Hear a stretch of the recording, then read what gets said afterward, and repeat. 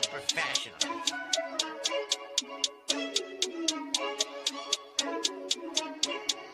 Blessed by Bundy, blah, blah, blah. Started off with a bit, now I got coin. I see where y'all going. Been poppin' since Web 1, hella hopes on Web 2. I was living a dream, now I'm on Web 3. And it is what it seems, topping the pyramid schemes, I'm telling you. I'll sell you a percentage on Nebula. Shout out to Vince, you'll set it up. Surfing on the web and I'm shooting at 3.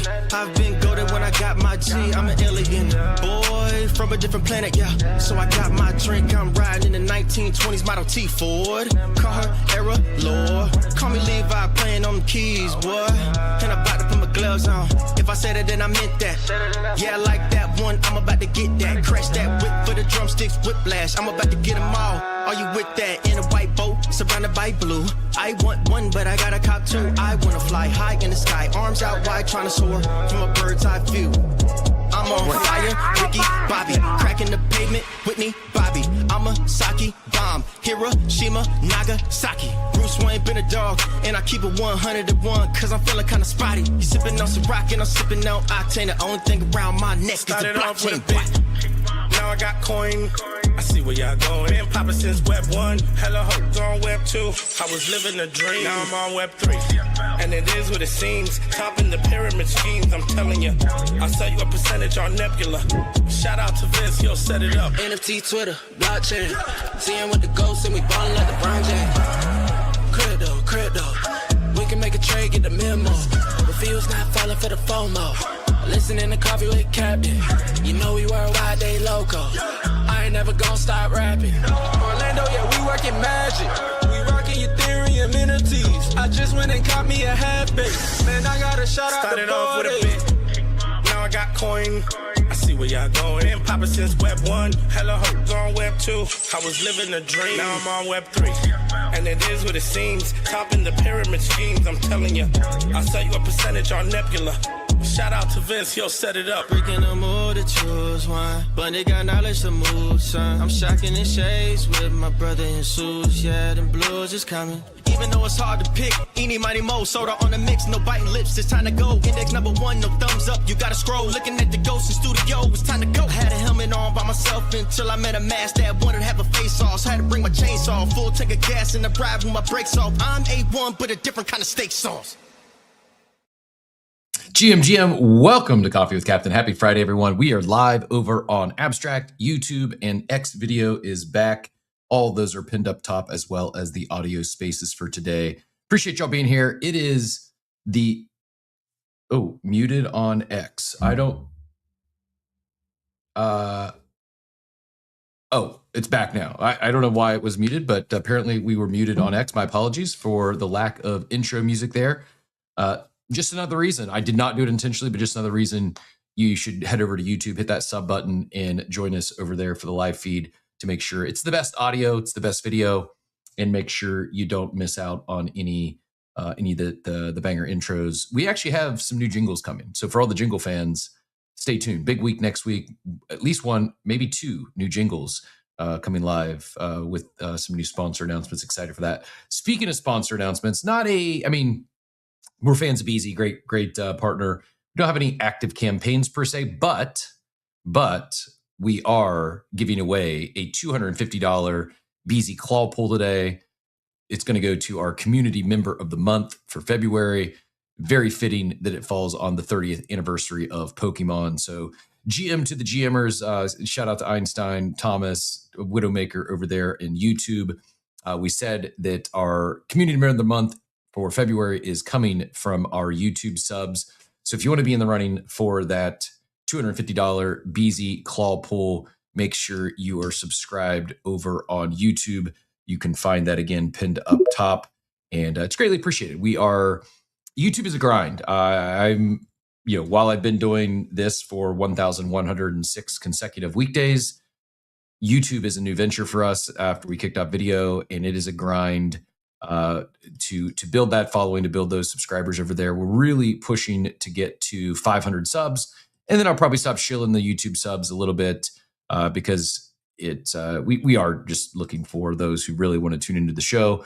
but it does help us unlock some added features on YouTube once we hit 500. Late to that game. That's on me. Actually, I'll blame Steve. I'll blame Steve for being late to the video game. I kid, but not really. We were. It wasn't like a hard push. We delayed video forever because voice only is convenient. Allowed us to walk around the neighborhood, get kids ready for school, take the dog for a walk, and not as easy to do that once we turn video on. But that said, grateful we did. I am very excited for the future and what's to come for the show. But we've got some work to do to grow our numbers on the video platforms, and YouTube is the focus, at least until we kick off LinkedIn live streaming. You might think I'm joking, but very serious. LinkedIn, here we come. That is the next frontier. But we got to get to 500 subs on YouTube first. So before we start talking about how dating apps will increase your B2B closing skills on LinkedIn, we are pushing towards 500 subs over on YouTube. Happy Friday again to everyone. Appreciate Joey jumping up. We have probably around the 9 o'clock hour, we'll do that Community Member of the Month announcement and our BZ claw pull. Not sure if we're going to be doing the claw pull live. We may just send it's a $250 pass. In addition to that, not only are we going to be awarding a big pull with some incredible grails to our Community Member of the Month, BZ team has stepped up and been very generous with some very nice discount codes. I think we've got 5 really nice discount codes we'll give away to those who want to check out BZ. You know what? I should go grab a ref link. I don't think I'm logged into the wrong account, but I'm gonna go grab the one I have, and I will wrong wallet. But you know what? I'll pump my personal numbers on this one today. So I'm gonna shill my own personal BZ ref link. Get signed up on BZ if you're not already. And I guess, Joey, how should we pick? We've got Peyton and I discussed, we've got decided how we're going to pick our Community Member of the Month. Like I said, if you want to be in the running for that, you need to be subbed over on YouTube. Joey, how should we pick the 5 winners of the discount code? I want to make sure you use them. So whether we say comment in the chat or repost the space, say, yeah, I'd love the discount code. We want to make sure that you're going to use it. You don't have, at least the one claw pull. But Joey, any ideas or suggestions on how we pick the 5 winners for the 5 discount codes for BZ? Yeah, I think they should have to post their favorite Pokemon Great gift. call. Post your favorite Pokemon gift in the purple pill in the bottom right, and anybody who posts their favorite Pokemon gift can be entered into a chance for the 5 discount codes. Great call. Yep, it's 30th anniversary for Pokemon. I think they're launching a new game today, it sounds like. It's actually, interestingly enough, it's World Pokemon Day. Okay. But it's actually the 30th anniversary of Pocket Monsters. So today, in 1996, the Game Boy, they released 2 games, Red and Green. Red and Green, was it? Yeah. Pocket Monsters Red and Green for Game Boy on this date in 1996. And then the TCG for Pocket Monsters came later that year in October. And then Pokemon, as we know it today, launched in America in actually 1999. Wow. So the Red and Green Pocket Monsters, the game on Game, that was the first introduction to the IP. Am I tracking correctly? Yeah, February 27th, 1996, they released Pocket Monsters Red and Green for Game Boy. That's the 30th anniversary today. Today I learned. I actually thought the TCG game came first and then the games came later. I did not realize it got introduced with the games. And I did hear, they're bringing back the Red and Green games on the Switch and Switch 2 today. Is that right? I believe so, yeah. I believe you're going to be able to play I don't know if they're remakes. I haven't done a ton of research. I don't know if it's like a remake or if it's just not a remake, but like a when they take old games and then bring them up to new day technology. So I don't know if it's like that kind of version or if it's just new versions of Red and Green. But yeah, October 20th, 1996 was when the Pocket Monsters TCG came out. And then they ended up switching the brand from Pocket Monsters to Pokemon. which is kind of like they combined pocket and monster into one word, as they believed it would be much more like unique and brandable. And then in 1999 is when we got what we have today, which is, the first edition base set, which are all those crazy expensive cards you see going out for auctions. Very cool. Well, I appreciate the education. I am, if you couldn't tell, not deep in the Pokemon streets, but I actually do have a Pokemon card courtesy of BZ.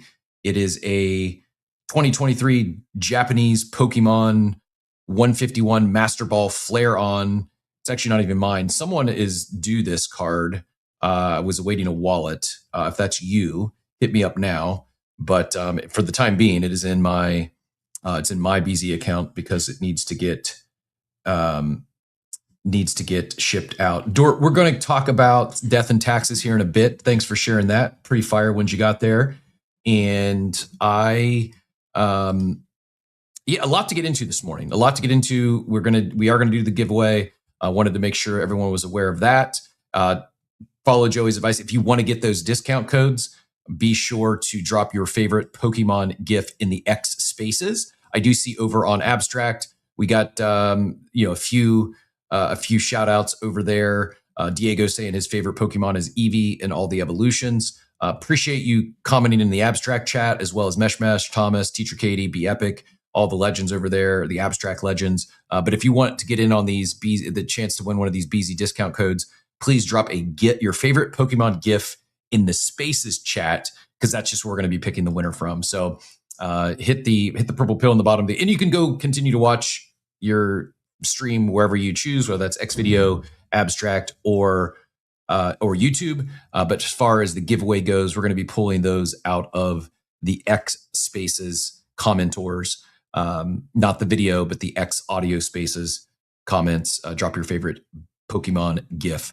Great suggestion, Joey. That said, we've got a lot to get into here this morning. Markets taking I don't know what happened this morning. We're going to blame Jane Street again. But it is, in addition to Pokemon Day, we've got, I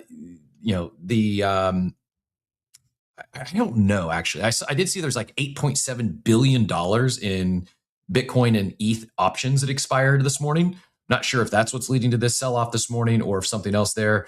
We also had Anthropic telling the Department of War to find a new vendor. While it seems imminent, war is loading from, I don't know, a lot of comments, not just the US, but China and Israel, and people telling their employees or their constituents to leave or bunker down. Like, doesn't look great. Probably it's going to be another interesting weekend, would be my guess. We may not see anything before 4:30, 5 o'clock when markets close, but sounds like the poly market odds are still, it's now up to 17% that the US strikes Iran by tomorrow. I get uncomfortable talking about this war stuff, if you can't tell. I do feel I'm not a war expert. I'm not a geopolitical expert. I'm not really, I would consider myself a small box retail and franchising expert, and I now would consider myself a Spaces host expert. But that's about the extent of it. That said, I do think the macro stuff is absolutely has an impact on markets, and therefore worth the mention.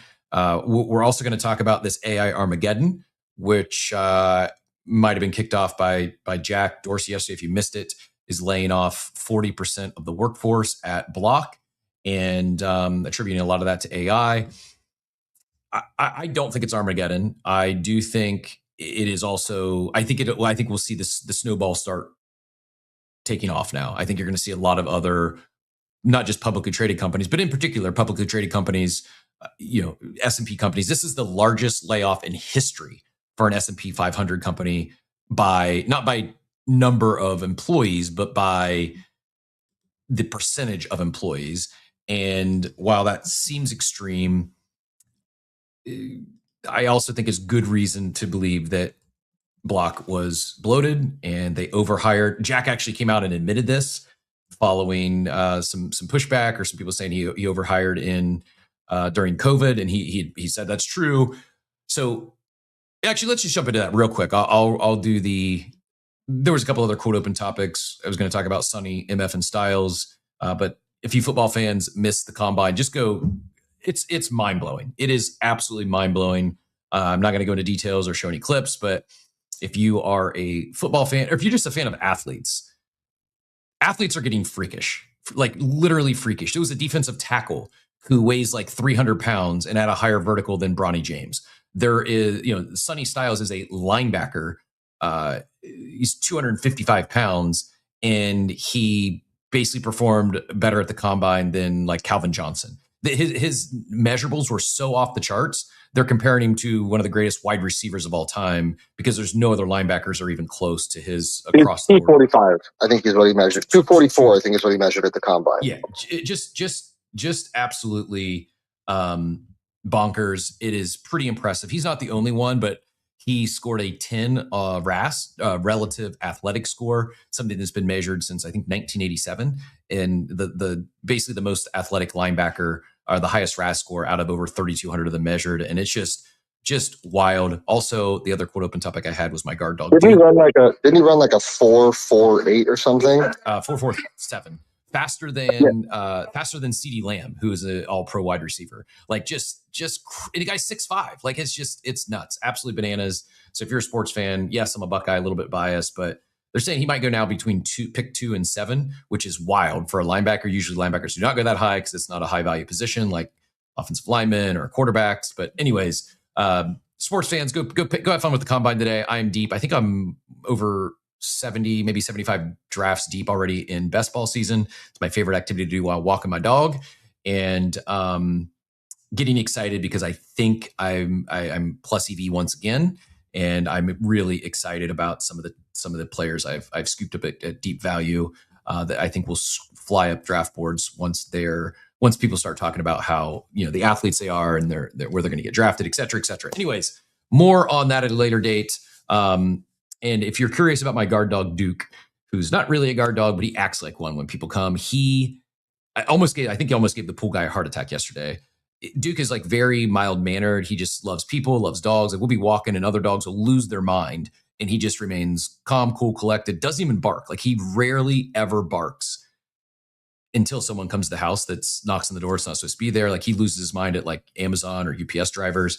And yesterday the pool guy came and he was outside and pool guy's like, whoa. He's like, I rarely get intimidated by dogs, but whoa.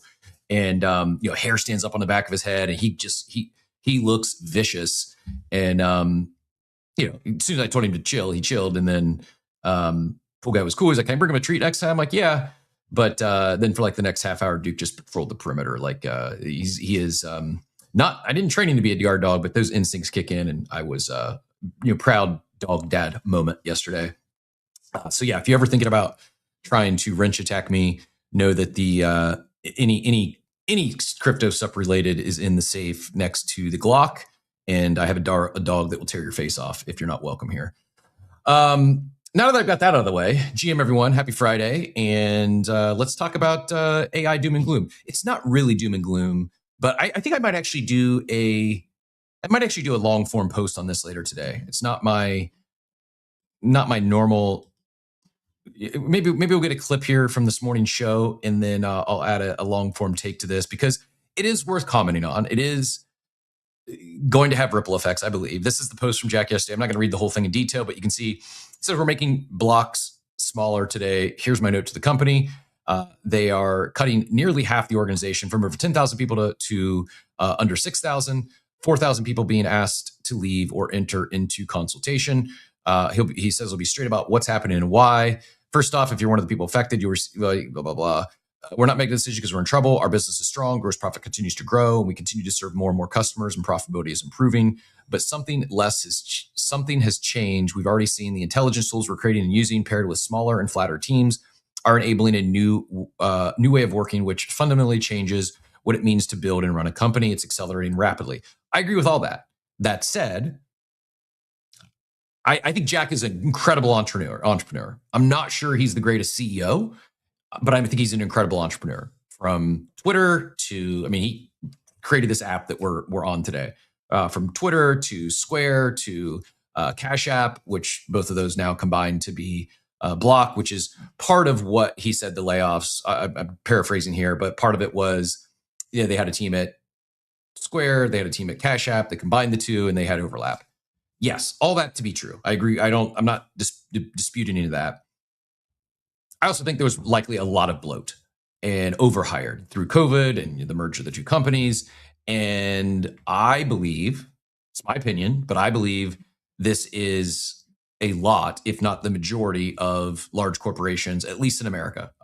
Familiar with, when you talk about S&P 500 or corporate America, extremely, in many cases, extremely inefficient, extremely bureaucratic, and a lot of bloat. I felt for a while that there's just positions are fringe, pointless positions, more so than pointless people. I shared this in the Worm as well, that it's unfortunate because I think a lot of good people are going to end up getting laid off over the next 6 to 18 months because their positions aren't necessary. And unfortunately, a lot of management in corporate America are more of the I don't want to say useless, but useless people.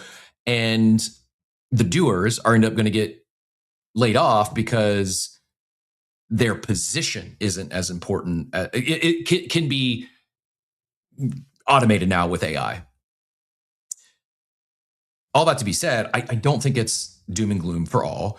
I think I do think this is going to start the snowball effect. While you could say, oh, well, didn't Elon do this with X? Yes, he did. Another company of Jack's that was bloated and inefficient, or not as efficient as it could be, we'll say. And that's, been proven now. The app, while we may have frustrations and it's not perfect, it's being run with a fraction, it'd be a very, very small fraction of the amount of employees that it once had.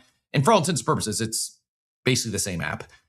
It stays on. It doesn't, Spaces goes down every once in a while, but that is a niche feature on this app. Anyways, I think this AI boom is now going to not only give a air cover and an excuse for these corporations laying off people. These publicly traded companies, they have a fiduciary responsibility to their shareholders, and they need to increase earnings. Not only did immediately following this layoff, the Block share price stock exploded up like 20%, like straight line, God candle. It's hard for me to envision a future where other companies don't make similar moves. Now, is it going to be 40% of the workforce? I don't think so. But I think they're now not only are, and maybe CEOs have known this for a while, they've had too many positions, but they don't want to be the bad people by mass layoffs. I think now they're going to get pressure from shareholders because you're going to see a lot of other companies do this, claiming AI can automate something. And they're right.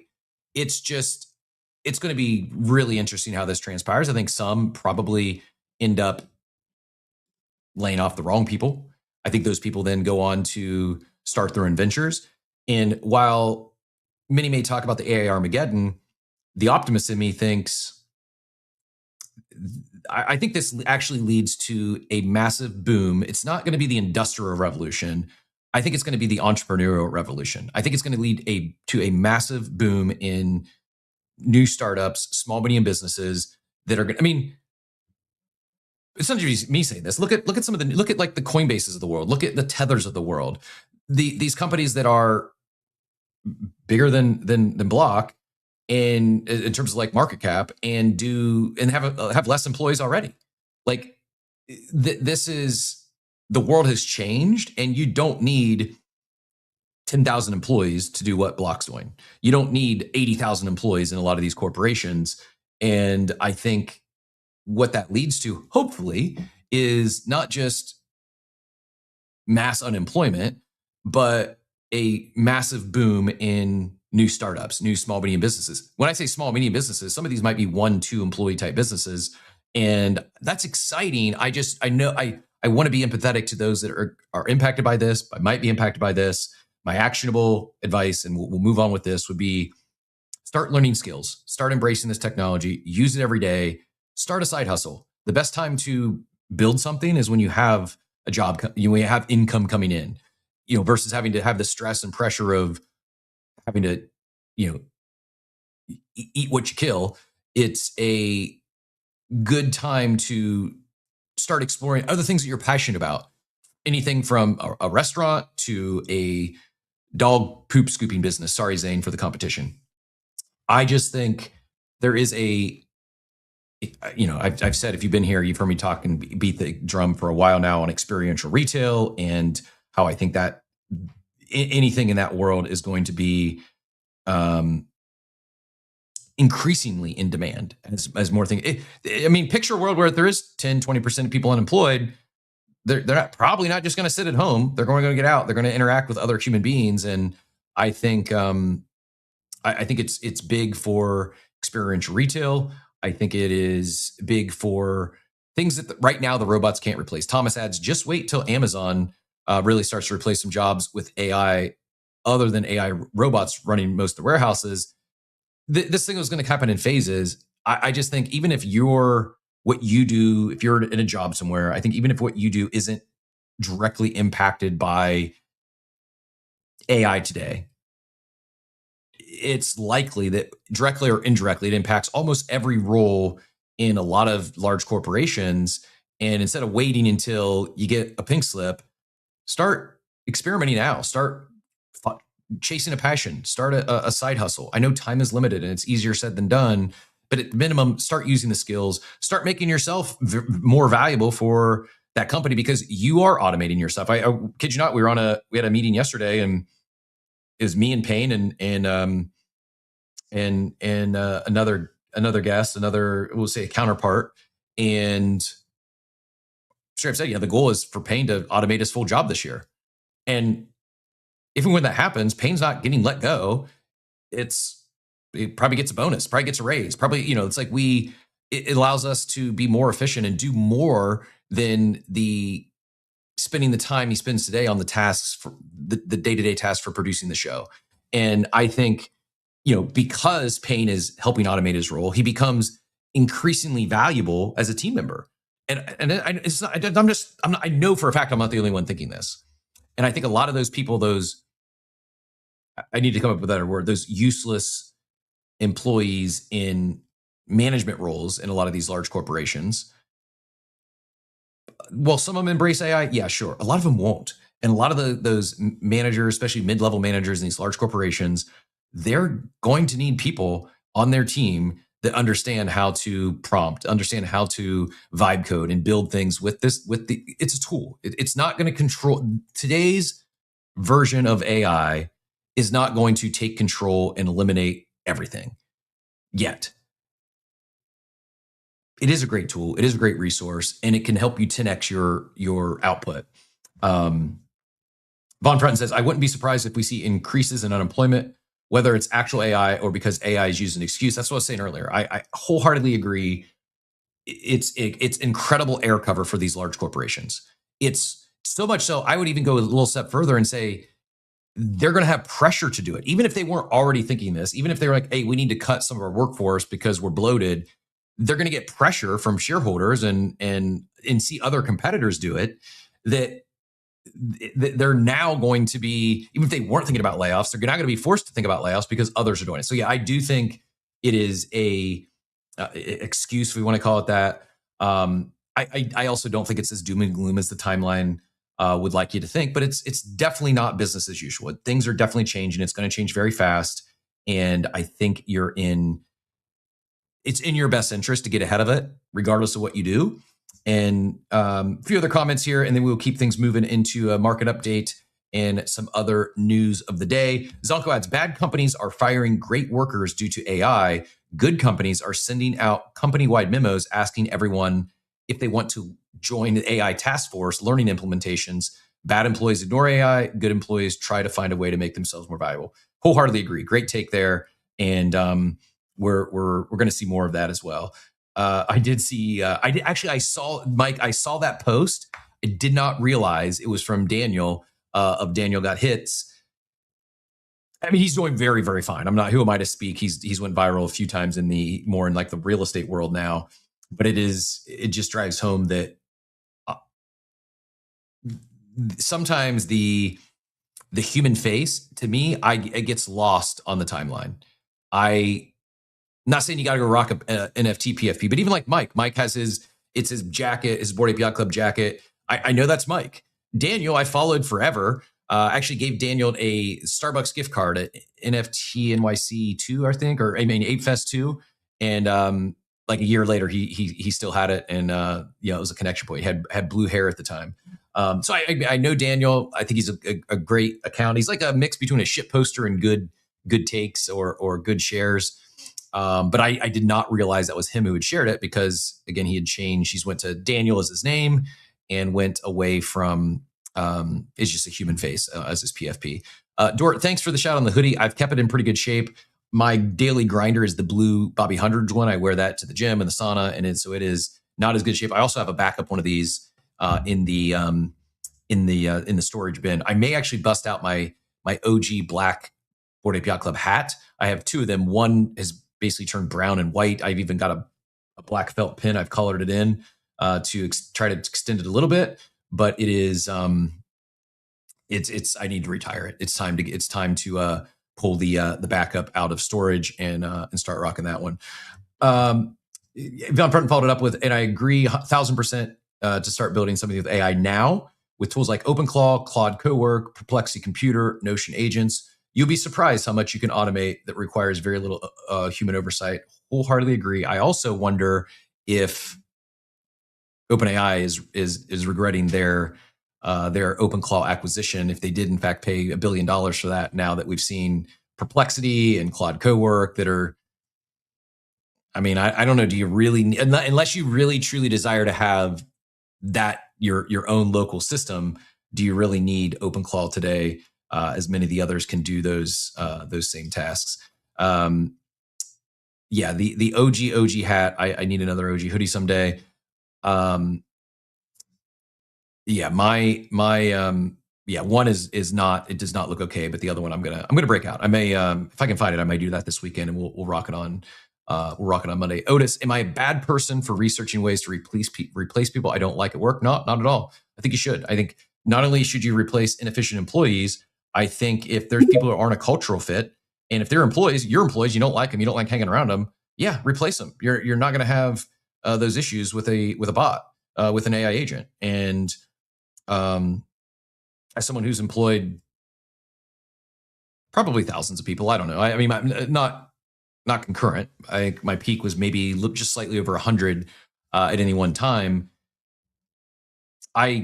Because I like people and never wanted to lay anyone off, I times kept people around longer than I should have, and it always ended bad, and ultimately we ended up parting ways with them anyways. So yeah, I think if you don't like someone, easier to get rid of them now than ever before, and you can use AI as an excuse, good, bad, or indifferent. I'm just calling it like it is. I think a lot of corporations, a lot of HR managers, maybe not HR managers, but a lot of corporations, a lot of CEOs will use AI as an out to reduce their workforce. Let's see. Drew always has some great advice. I did see Adam Weitzman got hacked. Good reminder to, if someone's talking about some new token or this was part of, I don't know if they use Nano Banana or 2 that just dropped, or one of the other AI platforms. But yesterday, I guess Twitter hacked. They even then posted, the hacker posted a picture of Adam that looked exactly like Adam with I'm not hacked. He was hacked. They just, with AI. Drew, I don't know if that's what you came to talk about, but always appreciate your insight on security and the space at large. GM, was that what brought you up, or anything else on your mind this morning? No, there's 2 things. I'll comment on both though. I was just going to say on your comment on like automation. From my Web2 experience, which I still do, the manager of managers thing has got to go. I mean, I'm seeing a lot of tech organizations start doing like a flat structure where everyone just reports to the VP, and it's like 10 times more productive. And then the other part, which is actually hilarious, you were talking about Amazon and Amazon warehouses and human versus robots. Amazon currently cannot automate some of their biggest distribution centers, like the biggest distribution centers by volume, because it is so inefficient that they cannot figure out a way how to transition to robots. So they have to rely on people until they can figure that out, which I think just highlights everything that we're talking about here. And which is why every single time a company gives AI access to its code, the only thing that they can do, which we saw again happen with AWS, is just to delete the thing and restart from scratch because we're humans and we don't do stuff as beautifully as AI, which is I just think it's so funny. It's like we outsmart the AI in such a way that you wouldn't think because it is just so unbelievably inefficient or like too dumb for the AI to understand, which is fascinating. That is fascinating. Pretty wild. What a time to be alive, man. I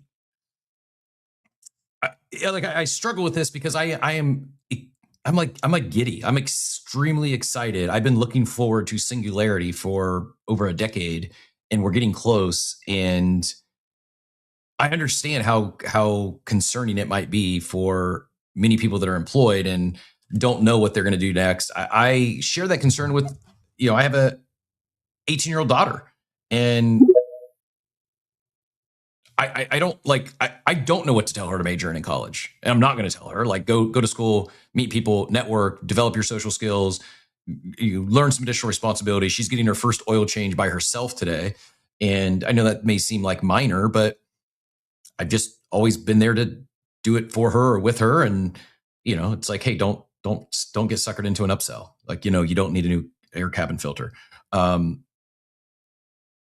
Maybe a wild example, but college teaches that sort of stuff. Like, you're forced to be independent. And while I don't think a college degree is any sort of guarantee. I mean, it hasn't been for decades. It's certainly not a guarantee for success or a job nowadays, but I still think it's important, not for all. You could go the different route. You go, I'm honestly, many have been saying this for a while, but if you really want a guaranteed job and not be in a lot of debt and get income, like the trade skills route is probably the way to go. Whether you're, talk electrician or plumber, or, will robots someday maybe replace that? Probably, but I think you're probably 5 to 10 years out, and maybe even longer. I just, a lot of the white collar jobs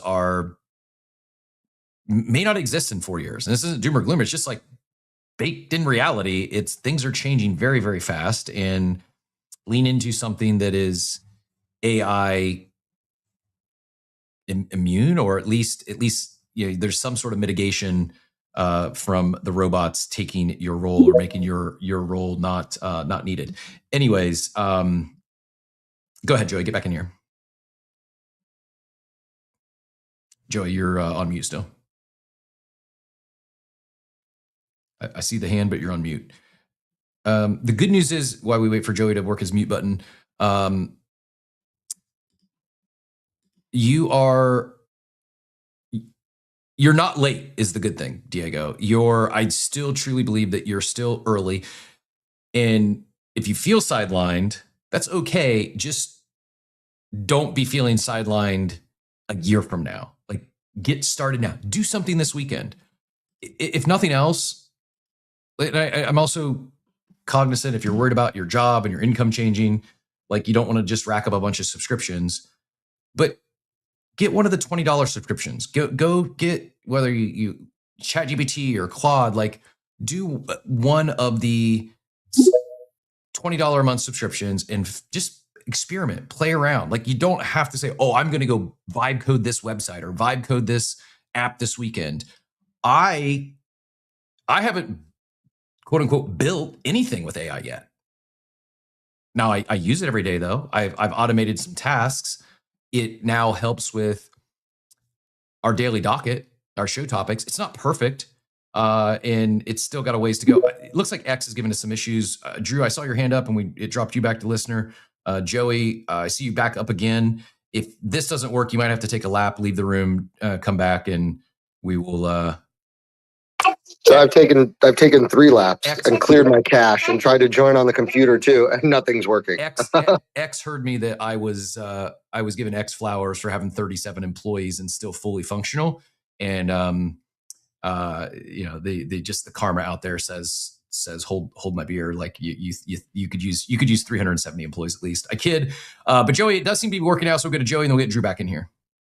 Yeah, real quick. So I know this is going to be a really hot take because when you were talking about like college, but having gone to college from when I was 18 to 22, and then I went back like in my late 20s.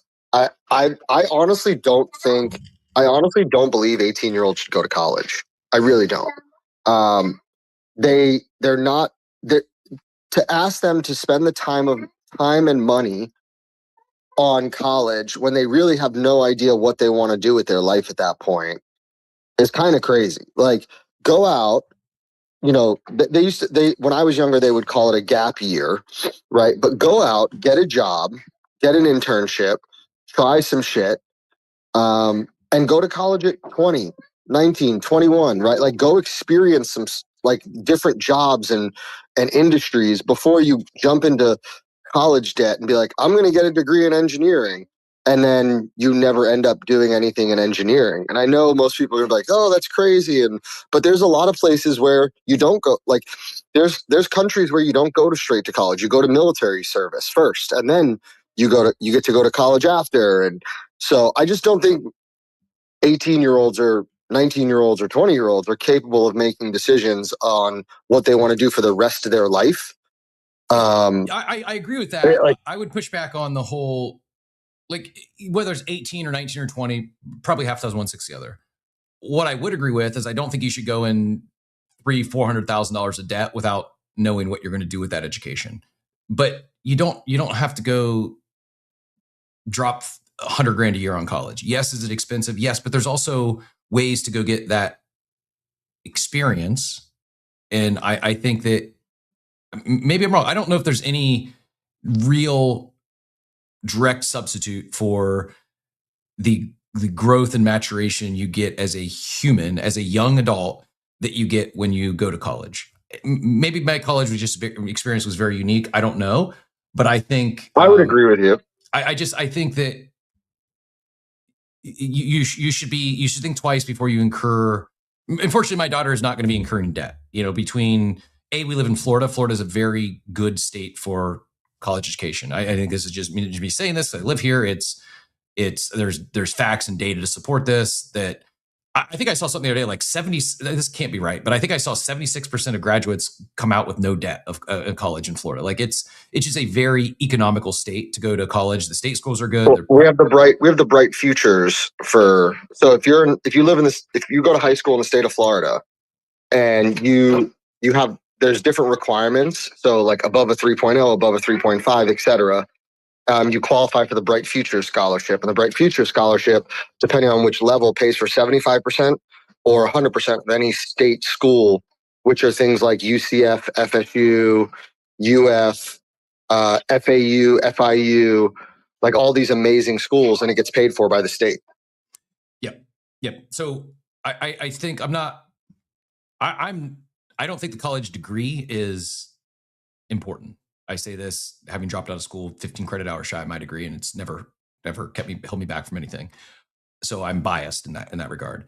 But I do think the college experience is important. It's valuable in, or as could be trade schools, right? Like, I think there's a lot of ways. I've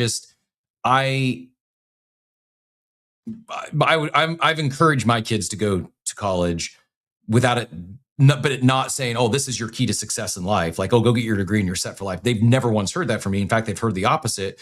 But I would much rather them do that than go just take a job that they don't love, they're not passionate about, but yet they're, waiting tables or bartending and making money without any like eyes on their future, and also not necessarily developing, that.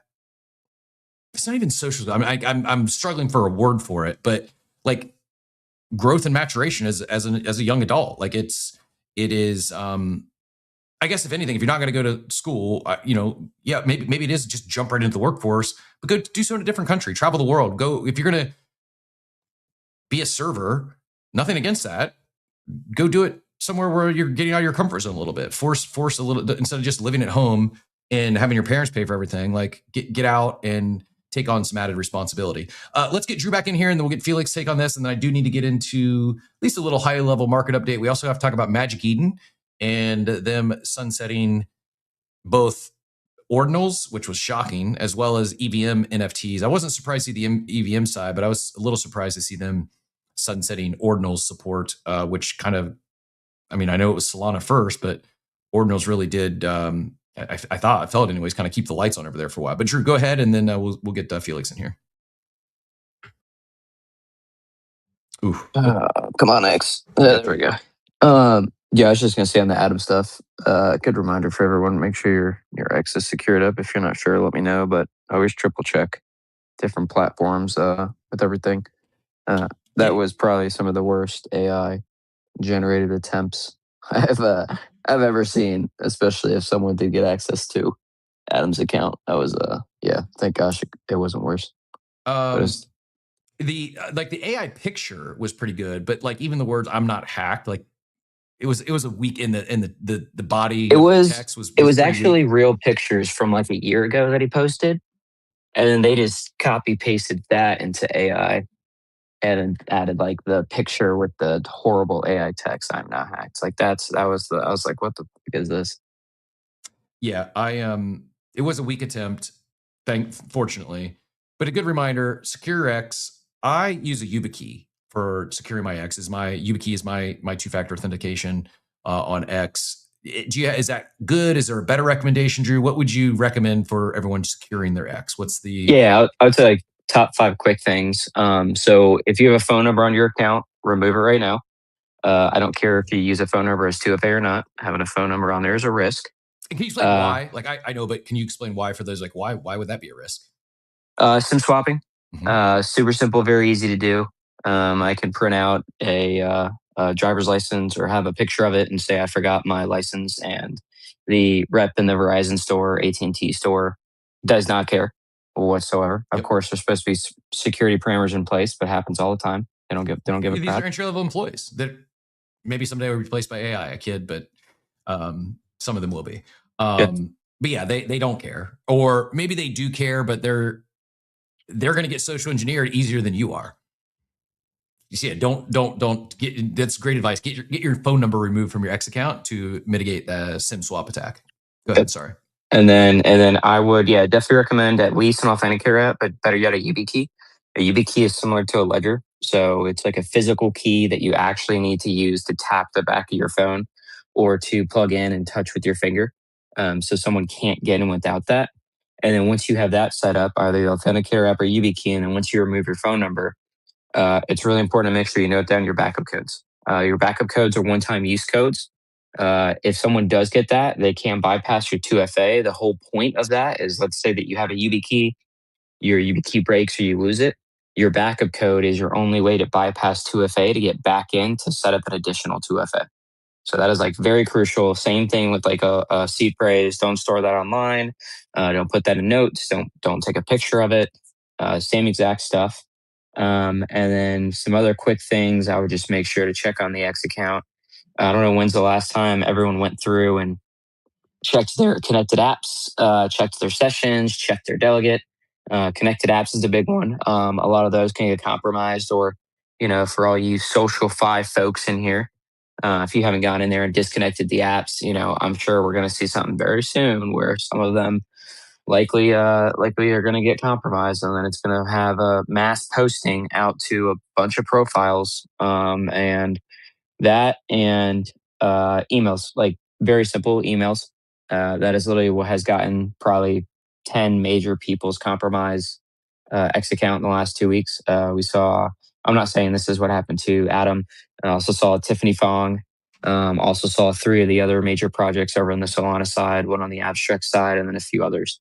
And it's literally just an email impersonating X saying that there's a legal review, you're violating their policy, you have to confirm here, it's a fake login page, and just check the from email. Like literally, if you just check what is from, you'll identify it. That stops 97% of scam emails, because it's just some bonk fake email address. Yep. Great advice. You gave me a little bit of anxiety attack, because now that you start saying that, I don't know if I know what my backup code is. You can go to the 2FA part within your security settings. So if you go to security, make sure there that you have password reset protect enabled. And then when you go to your 2-factor authentication, your backup code is at the bottom. Okay. So I always recommend go ahead and cycle it and then note down the new one. And then it's very important to understand as well, if you ever change your password, which everyone should definitely change their password pretty frequently, put a reminder on your phone, because even I forget a lot of times, your backup code is going to cycle. And backup codes are on a per platform basis. So you'll have backup codes for your Gmail, you have backup codes for your Discord, and you have backup codes for your X. Good advice. YubiKey, if you've never seen one, just this little key. You can plug it into your, you plug it into your USB-C. The button on it, you got to hold it, touch it. It also works on mobile. But yeah, it's $40-ish maybe, and yeah, just don't lose it. Or if you do, like Drew said, make sure you cycle that backup code. Drew, do you have a thread on this? Diego says we need a thread on this info cap. Have you would be better versed. Yeah, I can post one up. Let me find it. Yeah, I thought I had seen one from you before on this exact topic. So good call out, Diego. Appreciate you asking, and yeah, give us a minute here, and Drew will grab that and put it up top on the X audio spaces. Thomas adds, I change mine every 3 months because I have to do so for work reasons. Probably a good take there as well. And Payne adds, you should have 2 YubiKeys. Why? Yeah, I actually do recommend 2 YubiKeys. You can actually add both if you want, or just have one as a backup. The reason why I say 2 YubiKeys is because typically it takes about 10 to 14 business days for a new YubiKey to show up. So if you don't have a backup immediately, gosh forbid something happens, and this does happen, you spill water on it, someone literally has ran it over with their car, they're pretty much unsecure for about 10 or 14 days with their account essentially having no 2FA. And you can also just have a second there as well. So it's just a good like backup secondary plan. He wondered if you agree. Drew does agree. Great take from producer Payne. Well, good ad there, I guess. And there's, I don't know. I now that I think about it, I think I probably even saw like a buy one get one free or something. Maybe that wasn't. It was probably Ledger or something. But anyways, on my to do list, on my task list, get a backup YubiKey. Felix GM, welcome to the stage. What brought you up this morning? Jim, how's it going? Hope you're well. I just wanted to share some thoughts on your topic earlier about AI and college, going to college or not. I think like one of the biggest benefits of going to college or like learning a trade or just like educational stuff that you do after school, like mostly the, let's say, secondary effects of it, which AI cannot replace at all and probably won't ever be able to, which is meeting people, making connections, growing your network, because this is what, these real life encounters are the things that really bring you forward also in the future, like building relationships, right? Like showing up, meeting people, all that stuff, going to conferences, meetups. And so like the campus is the perfect place for this, maybe, you end up working in a startup like I'm doing. I'm a solo co-founder now. I might, go to a co-working space to meet people there. I can work from home, but like, it's so valuable to actually see people, meet people. These are the things that move the needle, down the line in the future, like all these connections and the friends, I guess, you make along the way, which is for me also like in this industry, crypto, it's one of the biggest benefits of like doors opening up, not because I have on-chain activity necessarily, but also because I'm able to meet people in real life that would have never met otherwise, so, and I think this is something AI will never be able to replace, so, and people might have more time for these things in the future because AI can automate most of your tasks maybe as well, so. Yep. Good take. I agree. And thanks for coming up and sharing. Greatly appreciated. Bear with me here. I'm doing a new style of screen share, so I may fumble this once or twice, but wanted to hard pivot right into a daily market update.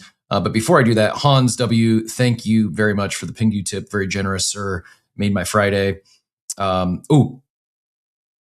I missed the PPI data. Was it perfect timing for going into market update? I missed that came out this morning. Crypto Scam, thanks for the heads up.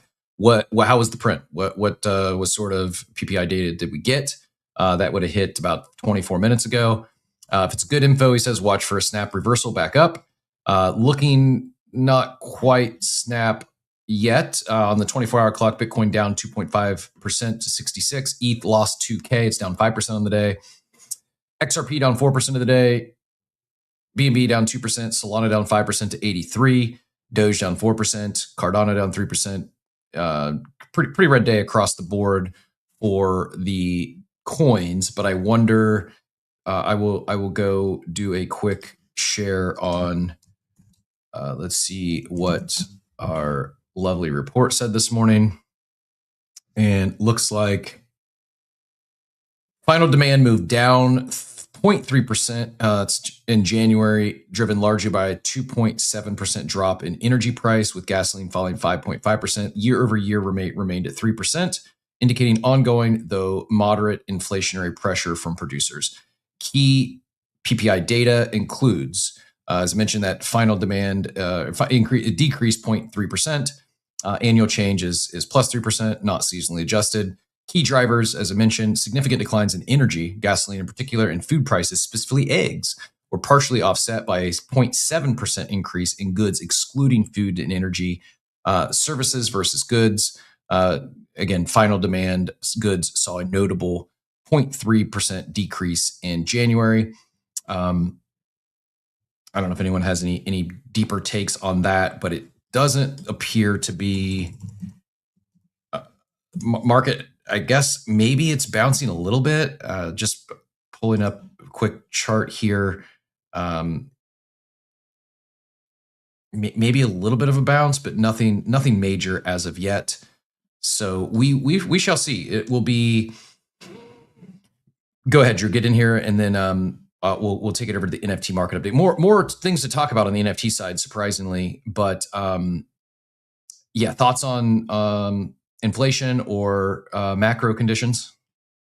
I was just going to say, I don't know why it won't let me pin that post at the top. I got to drop here. I would love to comment on the Magic Eden situation. There's actually a lot to unfold there. Okay, let's. But appreciate it as always. Do you need to get out of here now, or do you got to? Yeah, I got to drop it right now, unfortunately. We'll appreciate you joining us. Thanks for the alpha, and I'll see if I can find that post and maybe drop it in the comments, and I'll pin it up top if it won't let you pin it. Yeah, just put it right in the comments. I think it's just X bugging. Okay, awesome, man. Appreciate you as always. Appreciate you as always. Yep, no, thank you, sir. Greatly appreciated. And yeah, if you're not following Drew, go give him a follow. It's NFT_Drew with 2 W's, DREWW, and always bringing some great advice and takes on how to protect yourself.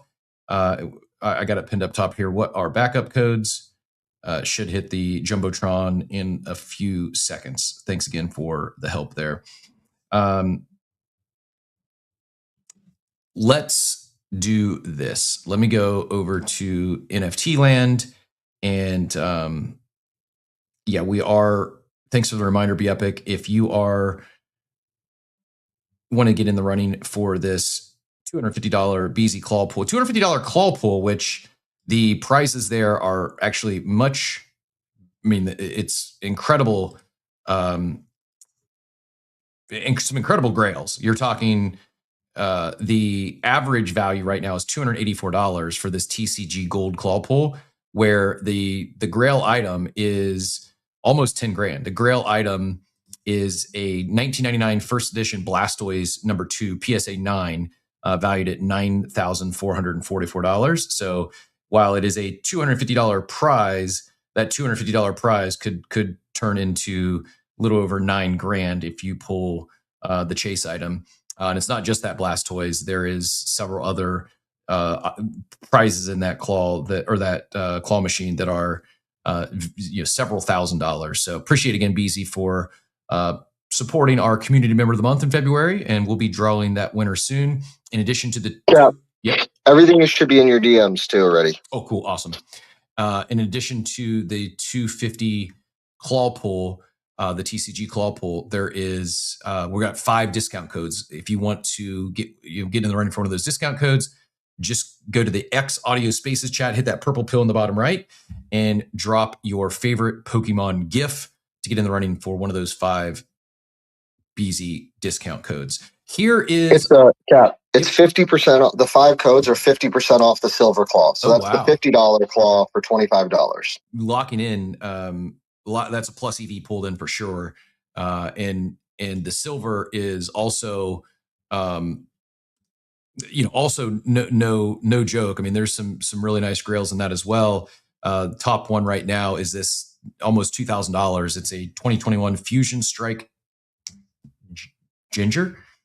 It's a Pokemon. Is it the Greninja? What is it?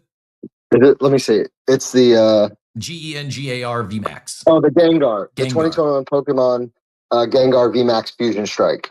I can see Zane just shaking his head at my mispronunciation of Gengar.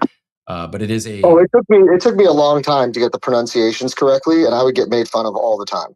Perfect. I don't feel alone then. But yeah, almost $2,000. There's a few others that are like $1,800. Like Hugo said, this is for a 50% off.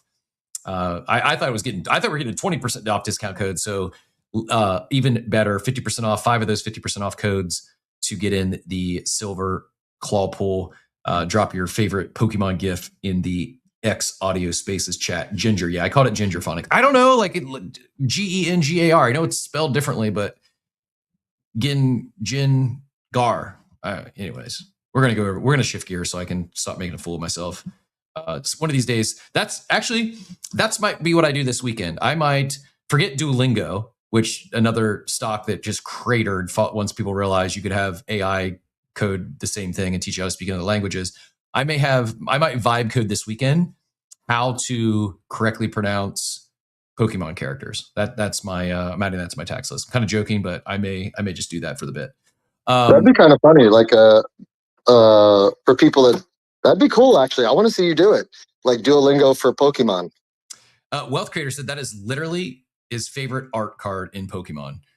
G like Gorilla says Be Epic. Be Epic also asked, am I vibe coding anything? No, I've not vibe coded actually anything yet. I'm not quote unquote building anything with AI, but I do use it. And like some examples I mentioned, like it helps with the daily docket. So now like my go-tos for like trending topics and news of the day, it's still B-Check Snapshot. It's Tyler did it and his daily update, and Claude Cowork is the others. And it gives me whereas B-Check and Tyler, most of the time they hit the topics that I see on X. Like our algorithms are pretty the same. So maybe there's like a nugget or two that I take out of one of theirs, or there's a different spin on it that helps out when I'm preparing topics of the day.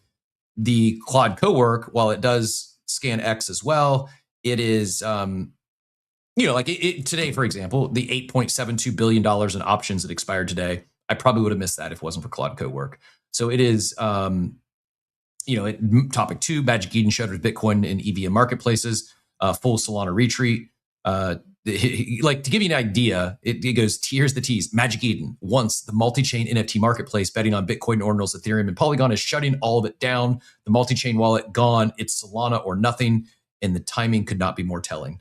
So, it's not perfect by any means, but it is another resource. It's another tool that I've just this week, we started using Claude Cowork for that.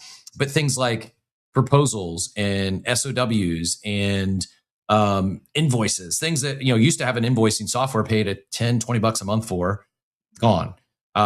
Used to spend time building decks, and it still spend time, and it's still like you still need the human driving of this stuff and a little bit of back and forth, but it's just a tremendous enhancer in terms of output and efficiencies. So yeah, while I'm not vibe coding per se yet, I do use it, and it's helped in our day-to-day. And I kept making excuses. Part of the reason I haven't vibe coded or built anything yet is kind of waiting or thinking about what's that next venture.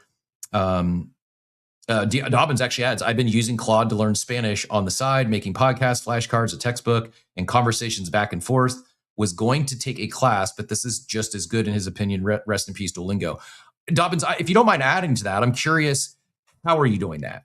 Like, is it prompting you daily or throughout the day, or are you like, because I've done a little bit of the same, also learning some extra Spanish, but it's just definitely not. There's more I could do on the vibe coding portion of that versus more conversational stuff. And shout out to Grok. I've been talking in Spanish to my car while I drive, because Grok, and it actually has there's a translation, like how in ChatGPT, if you're familiar, you can choose, create an image. Like you can choose the model in English layman terms. In Grok, you can one of the one of the options is translator. And yeah, if I'm driving or the car is driving me by myself, I will I'm learning some Spanish as I go.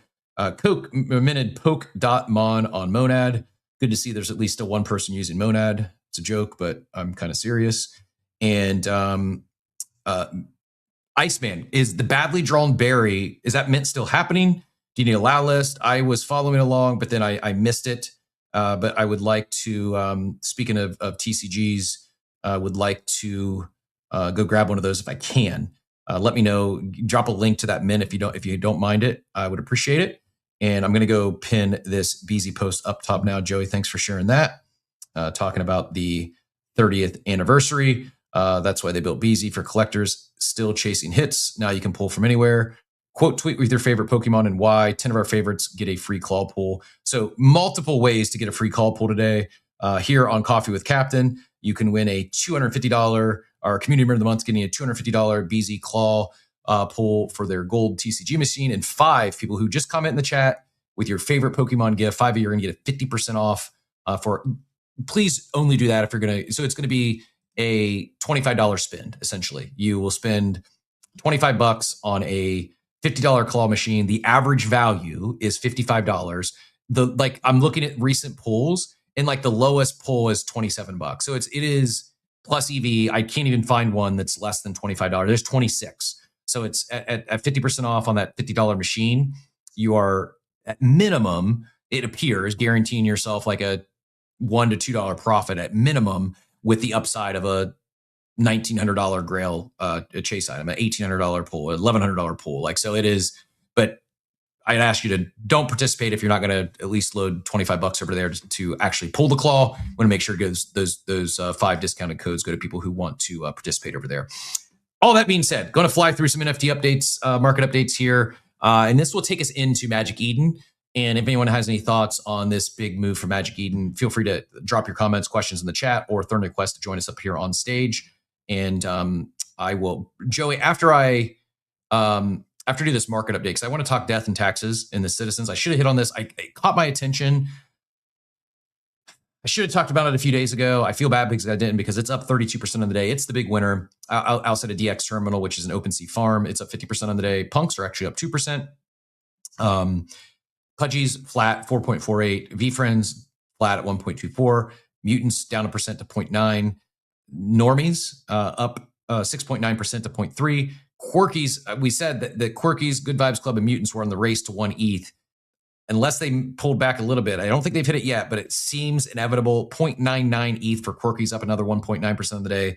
Literally brick by brick over there. They continue that grind up, and love to see it as they continue to build. And once again, gives me an opportunity to shill royalties. Quirkies was one of the first that moved to a royalty protected collection, royalty protected contract rather. And it is I do not think it's a coincidence that Good Vibes Club and Quirkies and these newer mints that are on royalty protected contracts are the ones that are winning in terms of floor price. Del Mundo's royalty protected contract, albeit maybe a little rich at 10%, and they're pulling back slightly at down 19% of the day to 0.08, but it's still a vibrant community over there. Moonbird's down 3.4% to 1.44. I missed the last Burb game. I need to either participate or sell my Burb. Actually, let's go check that real quick, because I have not kept up with the price of Burb. One of those, I got distracted by other things, and it is current market cap is 45 million, FDV at 159. So the market makers looks like they took their day off and no longer held the 200 million FDV. Such is life. The apes are flat at 6 ETH, Milady's flat at 1.4, Good Vibes Club down 1% to 0.87. And Meebits up 1% to 0.4. That Meebits football mint they just had is minted out pretty quickly. It is, I saw it's live over on the other side now, and I think more coming. Ooh, wow. Ethos Validators up 76% of the day to 3.1 ETH. Was there an announcement there? Did Serpent come out with something new for Ethos Validators? Up 76% of the day is a pretty large jump for something that was already trading multiple ETH. Congrats to Serpent and team and all the validator holders over there. All that being said, because I know we got other things we need to get into, and I do want to talk a little bit about death and taxes. This was one of the newer mints, and I dig the art. I've seen a lot of people. Dork, no surprise, got in this collection early. My other friend, actually college roommate, Ramsey Boy, is. I saw him bull posting this, and I asked a question in the chat. I told Dort, I think I saw Ramsey in this. He said, "Yeah, I've been staring at the collection for the last 36 hours." This is, Modest is the artist, and some cool mechanics here. I'm going to share the website and talk about some of those mechanics in a bit. But I don't know how to describe this. It's like an art collector's collection. A lot of individuals that are maybe deep in art blocks or the OG NFT art. I've seen a lot of people that are deep in OG NFT art, bull posting death and taxes, and a lot of respect for the artist. It's unique. You can see I've got some of the NFTs pulled up here. It's up 30% of the day to 0.038 ETH. I'm gonna at least get one. I might get a couple, but know what you're getting into. It's gamified. And this is also why I'm gonna get a couple. Like, does the art? It's cool. It's different. It's not like, oh, I gotta go collect this art to vault it in my collection forever. I do like the art. It's different. It took inspiration from many other iconic artists in digital art, and I am all about game theory and doing more with the art than just having art. And that's absolutely what they've done here. It's done 48 ETH in volume in the last day, 126 ETH volume total. It is the supply is 6969, and it's not the best distribution yet. So while that could go both ways, it could absolutely send it, because I do think a good chunk of the holders are collectors and maybe some whales. So I don't think they're looking for 0.01 ETH flip, but it's also 11% unique isn't great, but it is. This is what got me most excited. I'll share this tab here. This should be coming through. This bright yellow. This is it's just Department of Tax. So DEPT of death.xyz. I'll pin a post from Modest, the artist, up top here in a second. This is where it gets interesting. And I'm going to read here. I'll do my best to talk about the game principles, the simulation model. But the initial proposal says Death and Taxes is an on-chain survival game. 10,000 citizens enter the chain, and only the last 100 get a call to survival. The rules are simple and mean. Every 24 hours, you pay a small tax in ETH to keep your citizen NFT alive. Those taxes pour into our central treasury. Miss a payment because you forgot, because you're broke, because you are someone, because you made sure you would not make it and your citizen got burned for good. Your claim does not vanish. It gets redistributed to the ones still breathing. In this economy, death is yield. As the population collapses, the reward for the remaining high council grows faster and faster, like gravity finally doing its job. But this is not just a money game. It's politics with teeth. Citizens are not equal here. You have commoners, bureaucrats, and the exempt, little on-chain aristocrats with cleaner hands and better odds. If you want to outlast the purge, you do not just stack ETH. You build factions, guilds, and backroom deals. Then you weaponize the contract. I don't even know what all this means, but I'm in. I don't know what it means, but I'm already intrigued just by reading this. And this, like I said, I wish I would have dove in a little deeper early on, but it's, again, 0.038 ETH. It's not run away from us yet. It goes on to say, you vote in predatory tax laws that crush specific classes. You pool funds to launch audits, expensive targeted attacks that shrink a rival's payment window until they slip and disappear. Death and Taxes turns holding into a contract sport, alliance, betrayal, and the quiet math of who gets to make it past the walls. The game principles, and I believe the game kicks off March 3rd, so you get a little bit of time between now and then. Also, Dort, while I'm talking about this, if you have an end to Modest, I think we follow each other, but I will shoot a DM after the show. I would love to get on early next week to do a proper deep dive and talk more about why I'm moving to Sweden. Von Frunten, blame Von Frunten for that distraction pain. It's not my fault. Sweden's on my list this summer, though. Serious. Sweden, Switzerland and Sweden both. Switzerland for Art Basel, and then I guess since I'm over there, I may as well hit up Sweden to compete. Game principles. Luck should play a small role. Speculation is a feature, not a bug. Fees should be small but real. Whales cannot ruin gameplay for others. The mechanics need to be simple, leave room for magic. There must be ways for chaos to be added by us. Classes matter, but do not give outside advantages. People should not leave the game empty-handed. The prize pool for the winner should be substantial. Simulation model. Most NFT ecosystems are analyzed through price charts and liquidity metrics. Very few are modeled as bounded populations with behavioral Genetity. This is about as hard to pronounce as a Pokemon character.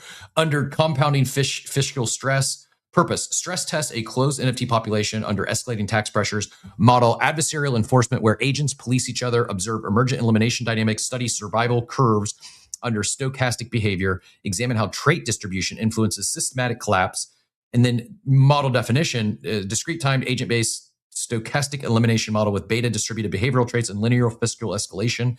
There are 6969 agents. The system runs until only 69 remain.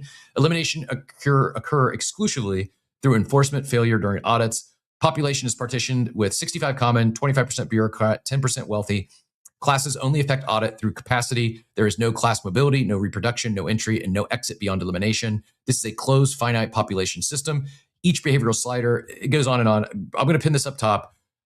Again, I don't fully understand it. I know there's some insurance. I know there's more to it. They said keep it simple. It's not simple. That'll be my only pushback. But I dig it. I'm all for game theory. Gets me excited. I want to play. I want to play the game. I think I probably need multiple to play the game. And yeah, salute to Modest for doing something new. Greatly appreciated. And I'm here for it. Like I said, I wish I would have minted these or swept a few early on. But if I'm going to sit here and talk about new things on chain and experimenting, and this is one that certainly is checking some of those boxes. Let me go grab, I think it's just MODEST. Yes, M0DEST. I was looking for, there was a thread on the take here. I will pin that up top, and then we will move on. Here we go. I have no idea what that was. This pinned post up top, you can also check that out. It says Town Hall Chat and Procurement are live. And it also links, well, you got Modest's official account and then the official link to the site. Again, maybe there's nothing here. Maybe no one's talking about it in a week or two, but I'm enjoying it, excited to learn more. I see Ansel's wanting to come up. We're having some issues with X here. I'm going to try to add you again, Ansel. If this doesn't work, take a quick lap. Maybe force close the app and try to come back.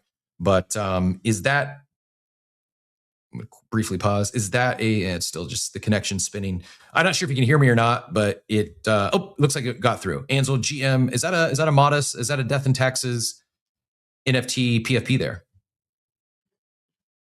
No, it isn't. Did you want to join the conversation or something else brought you up this morning? No. I'm just a listener. Okay. Well, thanks for jumping up. Joey, thoughts on Magic Eden? We're going to maybe have more on Death and Taxes next week, but any thoughts on Magic Eden? I will pull up the announcement here momentarily. Yeah, I mean, we were, what was it, 2 years ago, year and a half ago, when we were talking about how, the things they were doing at Magic Eden, and like they were pushing past OpenSea, and OpenSea, wasn't improving and adding features, and Magic Eden was doing all this stuff, and their token was coming, and it was. And now it's all gone. Like, it's just crazy that, like, who's going to compete? Does OpenSea even have a competitor at this point? Is it?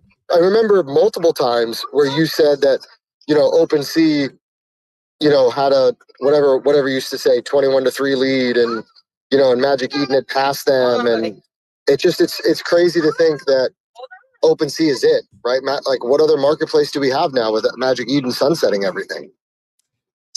Yeah, great question. If you were going to go trade an NFT today, if you were going to go trade an Ethereum NFT today, where would you go other than OpenSea? I don't think there is. I don't think there is one. I can't. I mean, they bought the other one, years ago. What else is left? Yeah. I mean, I still like the Mintify team, and that is the badge. I have courtesy here to get the premium access on X. They're an aggregator, and it's fine. They do have campaigns and stuff going over there as well, but with OpenSea, especially with the OpenSea TGE coming, I think, man, this is the timing is very, I guess, good in very good in OpenSea's favor, because I also do fully expect. I don't know this. I don't have any insight. I don't know if they've announced it, but I fully do expect OpenSea to launch both Ordinals and Solana NFTs soon.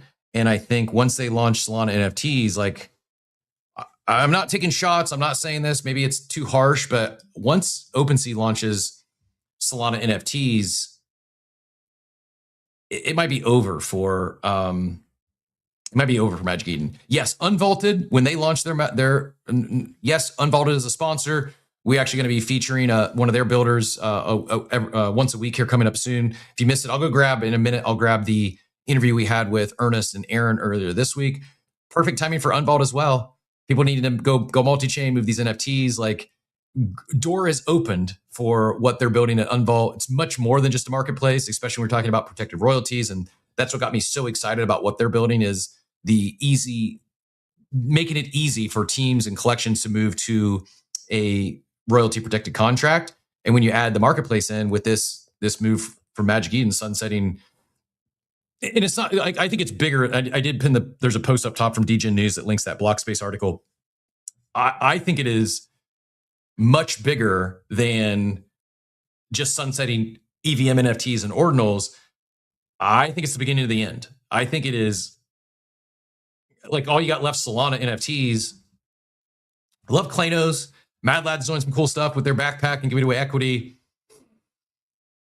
As soon as OpenSea launches Solana NFTs, I think the end is near for Magic Eden. I don't know. Maybe I'm wrong. I hope I'm wrong. Maybe they pivot into something else. I know they're kind of doing some like BZS stuff with pack grips, and I actually like a lot of the team members over there, and I'm not rooting for their demise.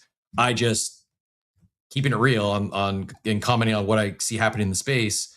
I'm shocked that they would be sunset. I wonder why. Like, was it that expensive to maintain Ordinals and EVM NFTs? I guess so, but I'm shocked that they would sunset, especially Ordinals, where felt like they had a real edge there. Like, that was, something that a lot of other places didn't have, and maybe it was just too expensive to keep those lights on. I saw an idiot came up. An idiot, I'm going to hand it to you, and then Joey, do you mind if an idiot's done? Do you mind taking over until I'm going to refill the coffee for the home stretch, and I'll be right back. But an idiot, GM, welcome to the stage. What brought you up? GM Captain, you really need a coffee pot in your office, brother.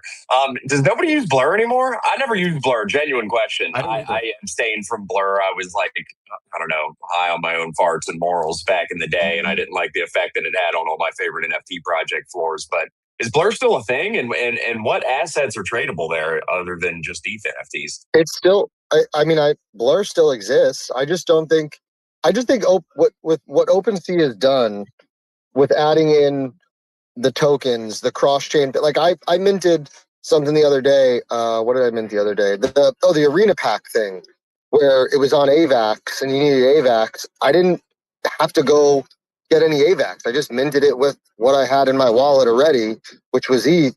Like, I just think that what they've built on OpenSea, it's better. The UI, the UX, everything's just better.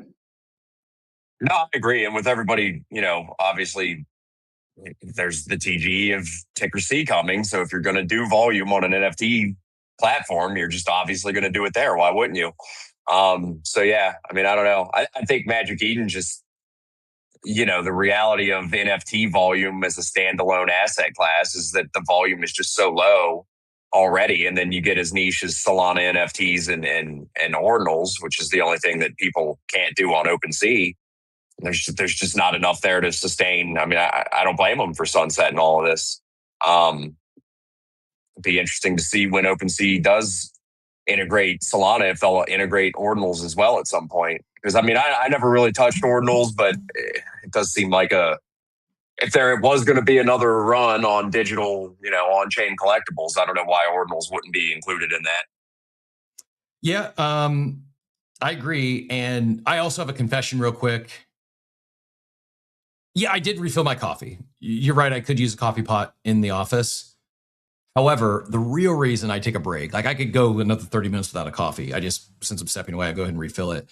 I used to call it a mobile stream drop, but we don't do the stream drops anymore here as they sunsetted with unceremoniously. Sorry for everyone who played that game and did not get a TGE. I too was a little disappointed, but I had to take a quick pee break, and I just feel it sounds better on air to say I need to go refill my coffee than it's like I need to go take a quick piss. But thank you for the air cover. I appreciate it. And great call out on Blur. And I had used Blur. I haven't for a while. And yeah, but to answer your question, doesn't look like many people are using Blur anymore. Per NFT Pulse. You don't need to use Blur because OpenSea pulls all the Blur listings over anyway. Yep.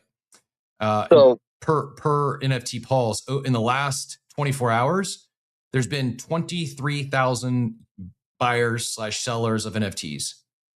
20,000 of those, or 85%, have been on OpenSea, 10% on Magic Eden. So Magic Eden still comes in at number 2 at 2.4 thousand.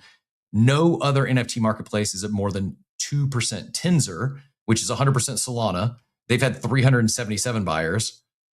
OKX has 239 buyers. That's mostly base, some ordinal volume, 7% ETH, and then Blur at less than 1%. And it's all 100% of it's been ETH NFTs, only 199 buyers compared to 20,000 on OpenSea. Pretty wild. Now, I do think some of these numbers are a little bit inflated.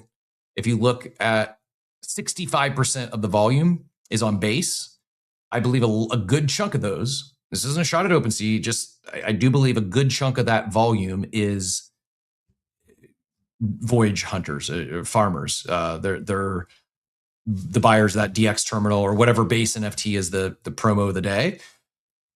I don't like, if you're going to tell me what's the real percentage of buyers bought NFTs in the last 24 hours, unless I'm missing some game, you know what, maybe it's BZ. I like BZ's on base now, so maybe I'm not being fair. I would not guess it's a 65% base, 28% ETH, 2% ape chain, 2% abstract, 1% polygon.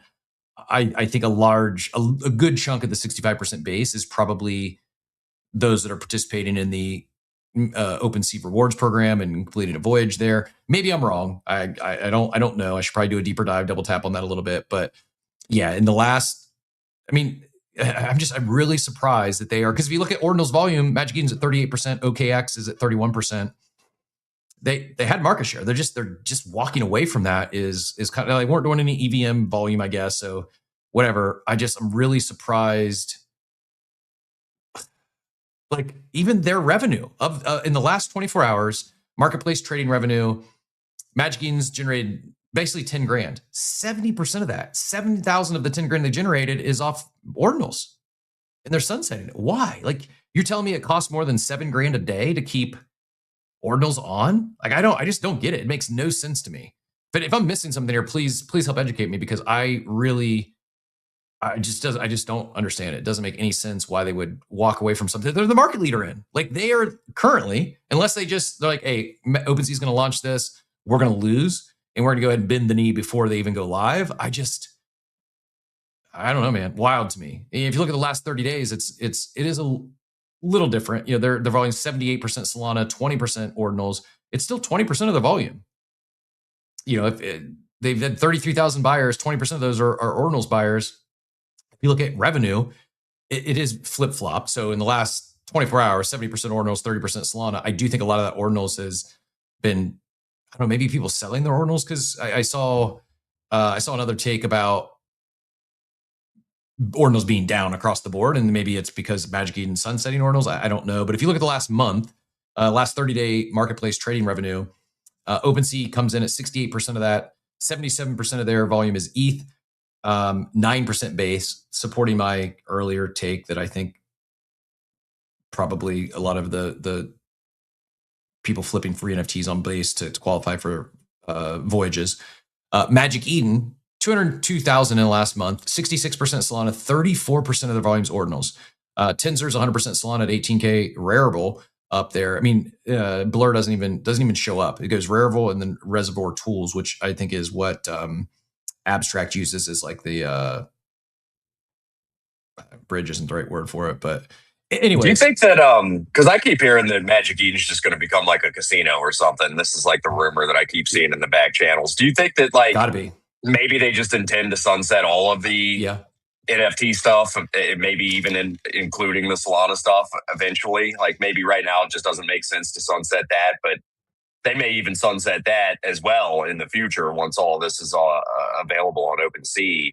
At which point they're just, kind of nuking their entire, all of their team members on the digital collectible side of things. Yeah, I think you're probably onto something there. Even still, I'm surprised why sunset Ordinals now. Why not just wait until you also sunset? If you get out of NFT marketplace altogether, DRAF says Magic Eden is pivoting to Dicey. I'm guessing that's casino platform. I'm not certain, but if DRAF, there's any other additional info you could add on that. But yeah, I think you're probably right. I think they're probably pivoting out of the NFT marketplace. I guess that's the only thing that makes sense. It still doesn't make sense why they would do it now, but the only thing that makes sense is they're going to hard pivot completely out of NFT marketplace. Girl in the Verse, GM, always a pleasure. It's been too long. Hope you're doing well. Excited to hear what you have to say on this. Good morning. Hey guys, yeah, I took a little break, went to Central America, and I'm back in the snow. I really thank you so much for having me, Cap. I wanted to come up because one of my questions here is if they're going to sunset NFTs, I really like the Magic Eden wallet in terms of like accepting crypto, swapping stuff. Does that have anything to do with my ordinals? Because they do say EVM. So does that also mean like ETH NFT? Like I'm trying to figure out if I have to just move everything off to like another wallet completely, or are we just jumping the gun? And all this to say, we didn't say sunsetting the wallet too, right? Yeah, I would move all of your stuff. I don't know when that's happening, but that's what I heard as well, is that they're sunsetting the wallet as well. It's wild. Damn. See, this is what I wanted to know because the way everyone's copy pasting the news, it just sounds like it's NFTs. But if it's wallet as well, then yeah, I'm gonna have to make some moves this weekend. Do you guys recommend? I know a lot of Americans are on Coinbase. Any other wallets you guys recommend? I use Rabby and Phantom. Yeah, I would. We did get confirmation they are killing the wallet eventually. I don't think it's going to happen immediately, but I would not pay to say this. I am a big fan of Rabby. I've went Rabby almost exclusively now. Phantom for Solana stuff, but yeah, anything EVM, anything ETH, I'm all in on Rabby. Can you Rabby, do Bitcoin Phantom, stuff on Phantom now? Is that a no? I use Xverse for my ordinals and Bitcoin stuff. I use Xverse, and then I have Phantom, which I use for all my Solana stuff, and then Rabby for all my EVM stuff. But you can use Phantom. But you can use Phantom for EVM because Phantom is cross chain. But I've used Xverse. Yeah, Xverse is great. Yeah. I don't know if there are any Bitcoin. I don't know if you can do Bitcoin in any of the other, like the Phantoms and stuff like that. Oh, but I'm even talking about like, where you're holding your soul. Like what I loved about the Magic Eden wallet was that I could do all of that there because I was heavy into ordinals and runes. So I just think I need to go back to the basics, go back to Phantom.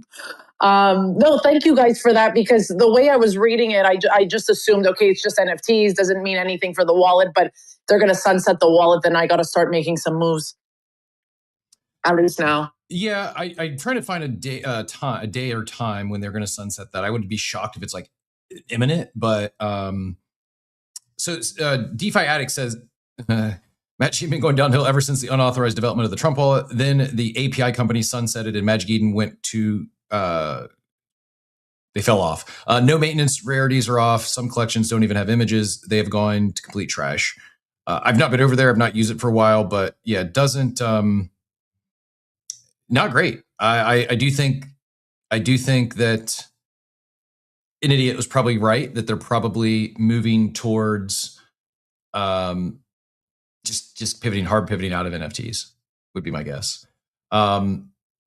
Hizzy does add MetaMask now does fully support Solana, allowing users to hold swap and maybe I should give MetaMask another try. I full ported everything to Rabby when MetaMask stopped working for me entirely. Oh, Cap, I love MetaMask, but I have the card now.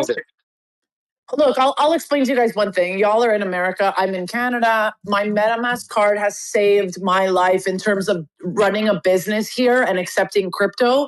And I'm able to go and do, like, I can't get the Gemini card. I can't get certain cards. The MetaMask card has completely changed my business here. So I'm talking like as an international. I love it because people can send me money, send me crypto, and I could go and get groceries and go pay for gas. And I couldn't do that before my MetaMask card. I mean, I had the crypto.com card, but it's like kind of like a top on, top off type of thing. Yeah, so I mean, I swear by my MetaMask card because of my situation, but you guys have more options. So, that helps. I did see, because Mayhem just added that, didn't realize you could get the MetaMask card here. I also saw that I think they just went, at first it was like a limited, like it was only limited to select people, or it was a smaller phased rollout. I think I just saw that it's now widespread. Like if you want. Exactly. Yeah. If you want to get the MetaMask card, I think you US. Yep. Yeah. Yep. Diablito adds Magic Eden wasn't working anyways. This isn't news. Couldn't list all kinds of issues. So I guess maybe this is why they sunset, is they made it say, hey, we're not going to put any more support into this. We're not going to invest any more resources, and probably then getting hit with some blowback, hey, more customer support issues, and like, listen, this isn't. We either need to get in or get out, and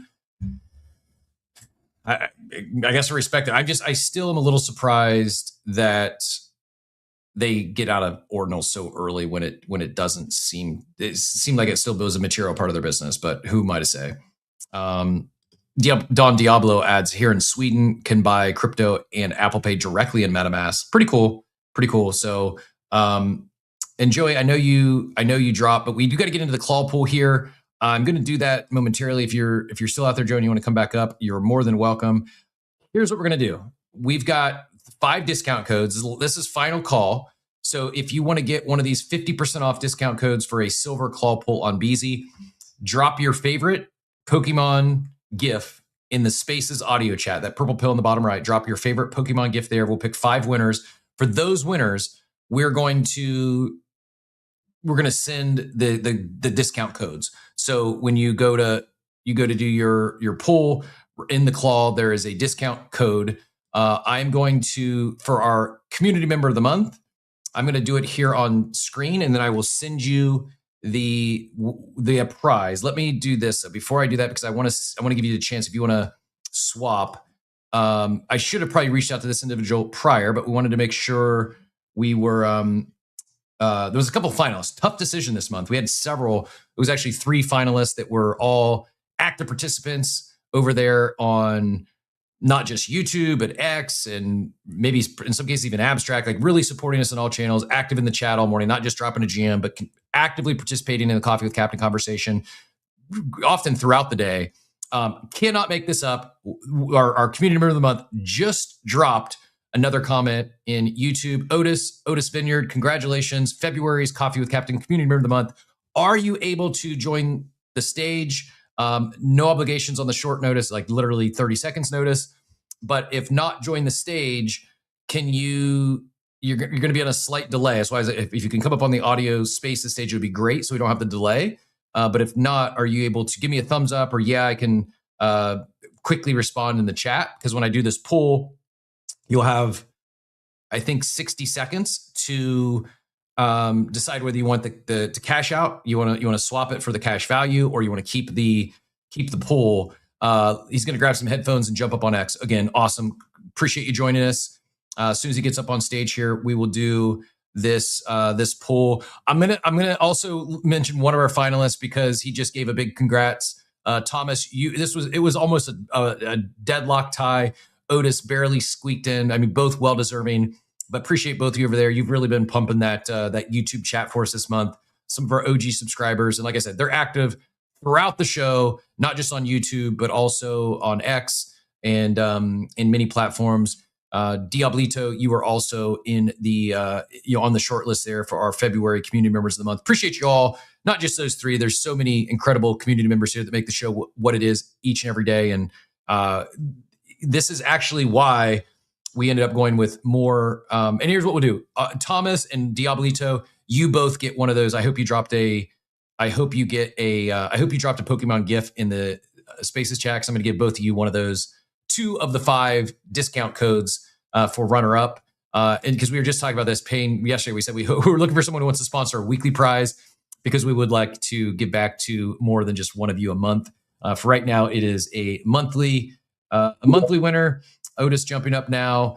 Congratulations, Otis. Thank you so much for all the support of the show. It definitely has not gone unnoticed. And while we had a few finalists and several deserving, really, you stood out this month in terms of active supporters, and greatly appreciate you, all that you do, not just in the YouTube chat, but supporting us on all channels and quite frankly throughout the day. Congratulations, and very well deserved. Thanks for jumping up today. Man, I appreciate that, Captain. I got to thank you as well. All the work that you put in every morning. I thought I'd jump over to YouTube and get some of the visual, because I know how many people listen on audio, and that was me for 8-10 months.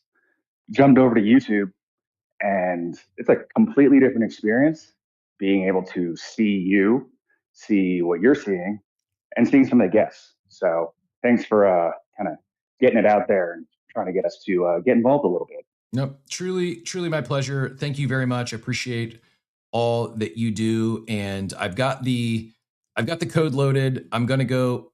Hope I didn't mess something up there. Yeah, cool. We're still applied. Whew, had it with sweat. I went to go click to grab the ref code, and thought I might have nerfed the discount code for your claw pool here, but it's still there. We're good. I did pin it up top. If you don't have a BZ account set up while we do this, I would encourage you to go check it out. Whether you're going to get over there today with one of these discount codes or not, just a great supporter, and really appreciate them doing this for us. We've done a partnership with them in the past. We've done a sponsorship with them in the past, but one of the greats that really do value all their support. I love what they're building and love to see them winning. They arguably the consumer app of 2026 thus far in all of crypto, just breaking record after breaking record over on base, and love to see it. Andrea and Praddock and Joey and the whole team over there just continues to grind, and very well deserving to see the success they're having. That said, let me share this screen here, and we are going to do this poll for Otis. Everyone send, if you got good vibes, to send Otis here to pull this grail. And are you leaning one way? I know it's going to depend on the card, but are you leaning on a cash out? You looking to build a BZ collection? What are you thinking when it comes to, or are you just going to wait and see what you pull? As far as what? Yeah, I wish I had a huge Pokemon collection like I'm seeing everybody flex these days. I guess I got to start somewhere. So this is probably going to be a keeper regardless, but I also know that anything can happen. That's right. So I'm not even going to guess. Anything can happen. Your odds for a base pull is 74.6%. That's anywhere from 130 to 250 in terms of value. A common pull, you got 20% odds of hitting that. It's 250 to 500. An uncommon, you got 3%, 3.4%. It's 500 to 1,000. A rare is 0.46% chance. That's 1,000 to 1,500. And then an ultra rare, you got a 0.68% chance to pull one of these ultra rares over $1,500. Some of these top items here, you can see the one I pulled up earlier, that Blastoise, is valued at $9,400.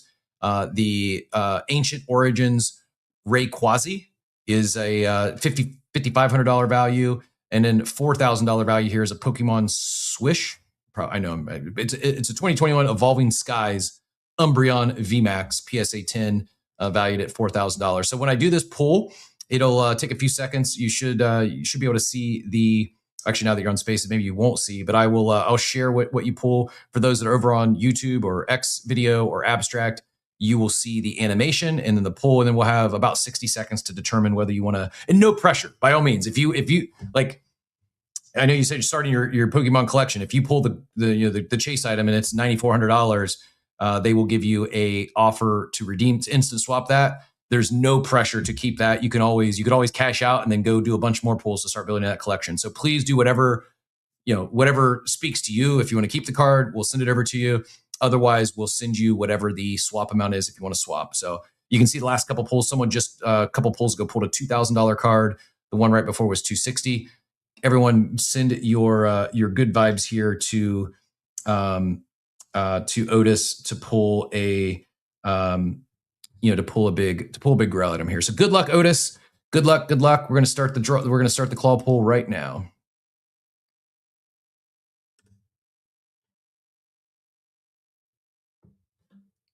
Should have had some music bed here.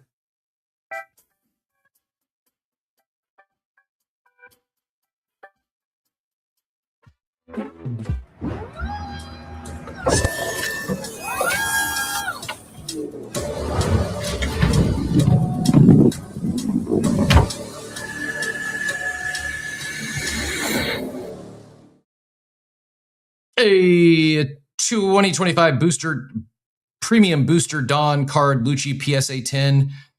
The swap value is 166. Do you want to swap this? Do you want to? It's a one piece. It's a one piece. Okay, I do know what one piece is. If you're into anime, it's a PSA 10 one piece. We can send this card over to you to start your one piece collection, or you can swap it and we'll send you the 166. Your call, Otis. Take your time. Ooh, I feel like I might anger some people. Not the biggest anime guy. I might swap it, and I do have a BZ account, so I can definitely get some more pulls in over there and kind of see where it rolls to. There you go. You want to swap? Yeah, we'll swap it. So we can swap it. If you want, you can then roll that into 3 more silver claw pulls and have an extra $16 left over. We'll swap it now. Do me a favor. Actually, I'm going to DM you just so I make sure I get the right wallet or right account and no one tries to scam me here. And I'm just in the DM me your wallet, and I will send this 166 over to you as soon as we wrap up the show here. Dude, I want to thank Joey as well. I know he's one of those regulars that jumps in and fills in some of those gaps when those mobile stream drops come up. But yeah, I mean, thanks to them for this platform too. I know that they've been kind of growing over the last 6 months or so, and that's one of those ones that you hear about and you're like, oh, okay, I've heard that, and then you finally get on it, and it's something you love. So for a lot of people who have just kept hearing BZ over and over, but haven't gone over there, check it out, because the graphics when you did that, I was on YouTube, and that was great. That was better than just about anything else anyone's doing as far as these RWA digital crossover experiences. Yeah, pretty cool, right? Appreciate the kind words, and congrats again. Didn't pull the grail today, but I'm rooting for you. It ended up after the swap, it was 156.04. So we'll send that right over to you as soon as we wrap up the show. And just do me a favor, make sure you don't forget, DM me back your wallet address there. I just shot you a DM, so it should be top of your inbox. And good luck on the if you go to the silver claw pools. Good luck. I hope you do get a good grail chase item with that. Nice pull. Good luck on your other pulls. And Payne even adds would have also swapped, even though he likes the one piece. Hey, 166, not a bad Friday. Congrats again. And yeah, not the greatest result, but nevertheless, greatly appreciate BZ, greatly appreciate you, and Champion of Vibes sent you all the good vibes as well, and getting got a lot of love in the chat as well. A lot of congrats, and a lot of well deserved. So appreciate you, appreciate everyone who gave Otis some good vibes. And I mentioned Thomas. Let me write this down so I don't forget. Thomas, Diablito, and we got 3 more to choose from here that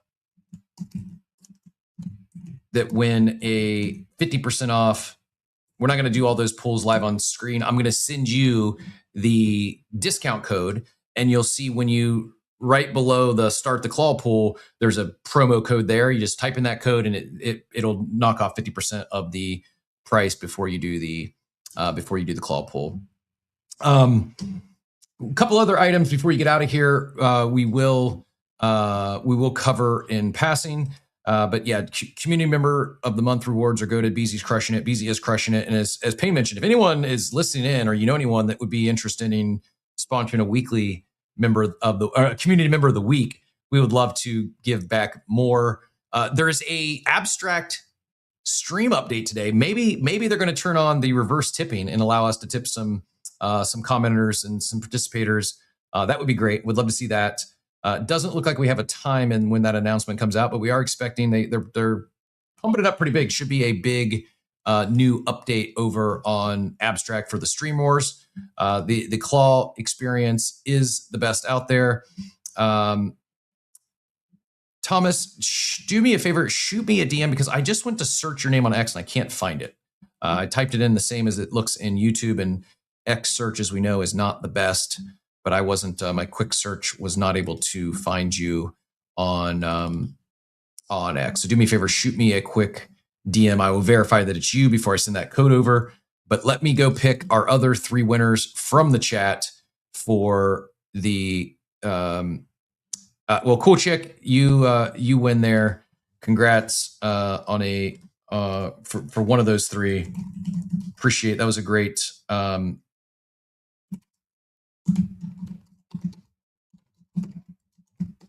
How to get that out so I didn't forget. So Cool Chick, Diablito, Thomas, some great longtime community members here each and every day. Another one, because she's had a rough day with a rough week with the kiddo. Mel is usually first in the Spaces chat, always supporting the show, and one of the OGs here, Mel. We'll send you one of those discount codes as well. Hopefully you can. Hopefully Noah will pull a grail for you, and you will make up a little bit for the rough week on the injury front playing sports. And then last but not least, we got one more winner to choose from the chat from those Pokemon gifts. We're going to go to. I'm just looking for my favorite gift here. Payne, that was a good one, but you're not eligible for this one today. But good gift usage. Otis, also good gift usage, but you just you won the big prize today. Let's go. Gift. What's the best gift here?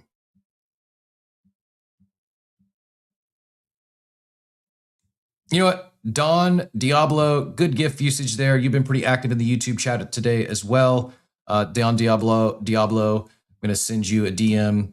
Congrats. Please DM me your. Actually, you don't need to DM me your wallet. I said this. I was incorrect. You don't need to DM me your wallet. I will send you the code as soon as we get off the show. So Thomas, Diablito, Cool Chick, Mel, and Don Diablo, thanks for playing today. Appreciate all the support. You're all the real ones. And Otis, good luck on loading up your BC with some extra. Let us know how those pulls go. Maybe check in Monday. And yeah, I hope you do pull that. It would be fitting for the 30th day anniversary. Hope you pull a grail today. That said, went to go get my last news item in Von Frunten. Really, I can't disagree, but really pouring the distractions on hard today. My apologies to everyone else. Can't even speak now. We're gonna do our best to get Death and Taxes on. We're gonna get Modest, the creator of Death and Taxes. Oh, there's an AMA tomorrow morning with Saigar at 10 a.m. regarding Abstract. So I wonder, are we still getting the Abstract announcement today, or has that been punted to tomorrow as well? Be Epic, let me know if the announcement's been delayed, or we think we might get that. Interesting.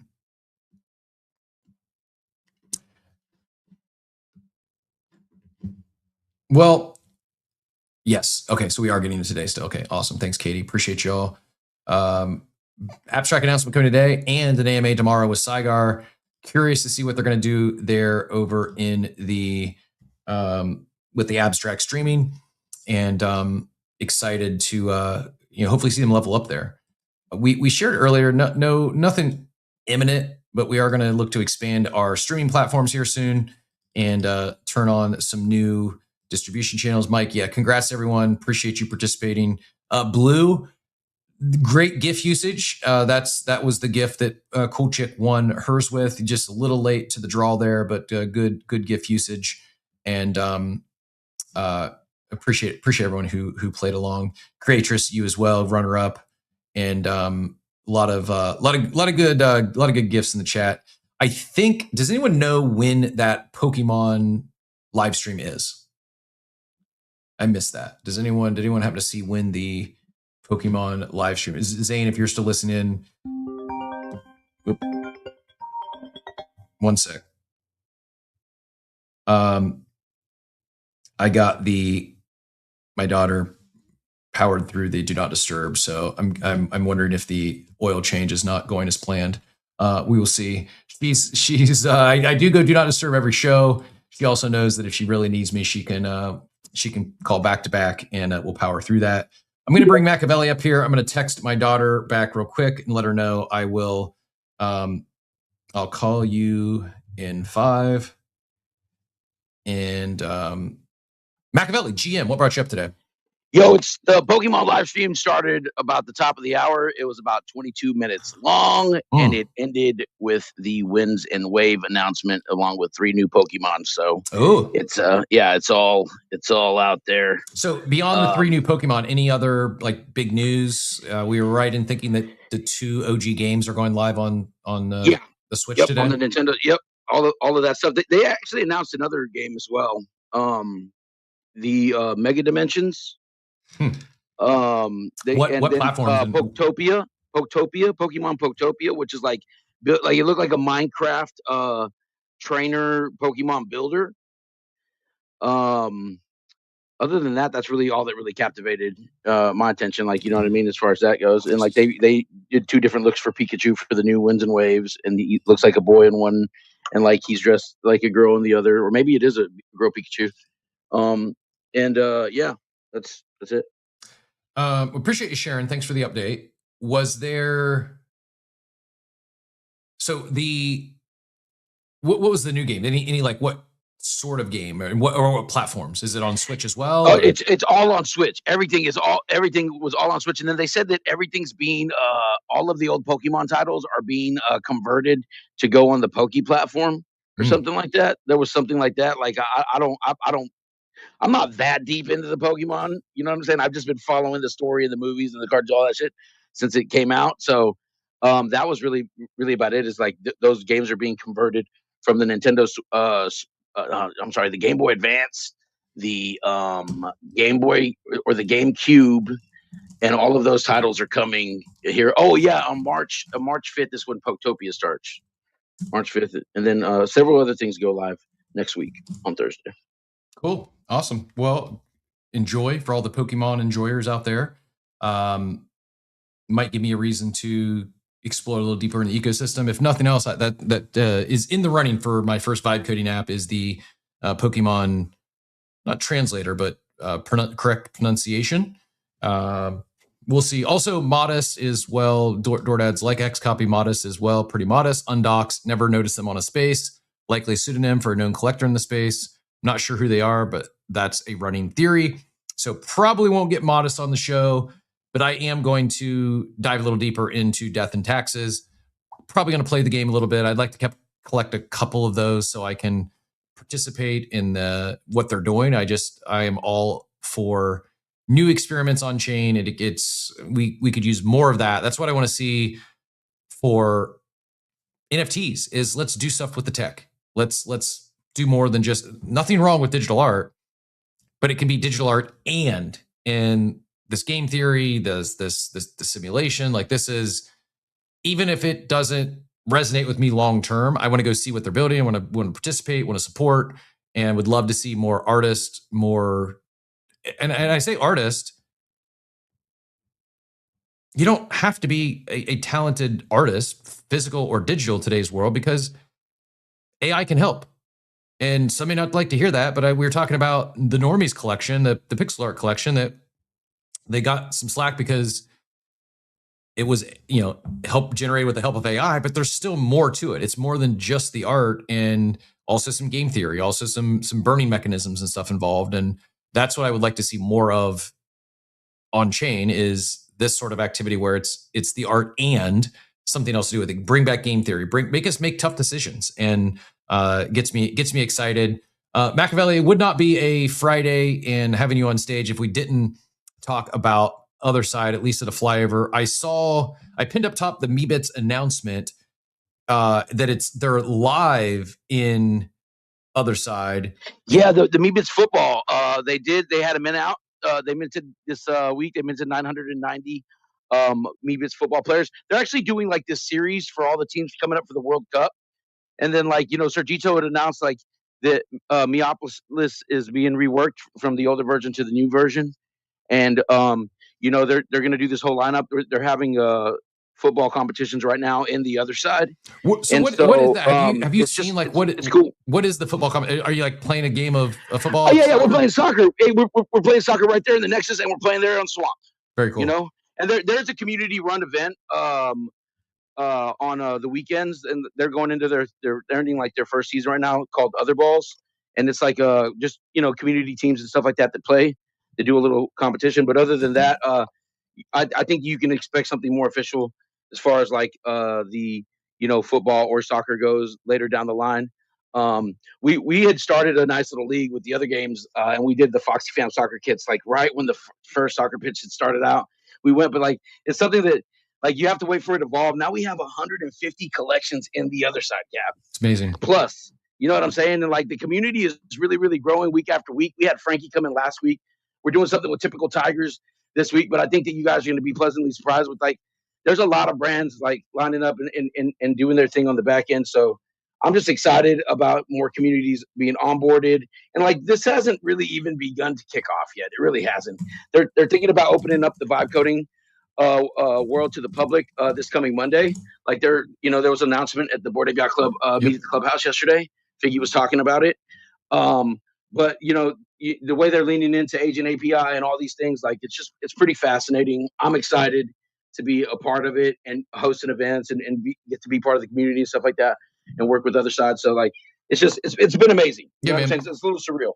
Appreciate you, Sharon. Excited to see what comes with the vibe coding stuff. The official Meebits announcement, it says, announcing Meebits Football Cup, we're seeding the prize pool with 10 Meebits from our treasury. Burn 4 avatars of the world champion country and claim a Meebit.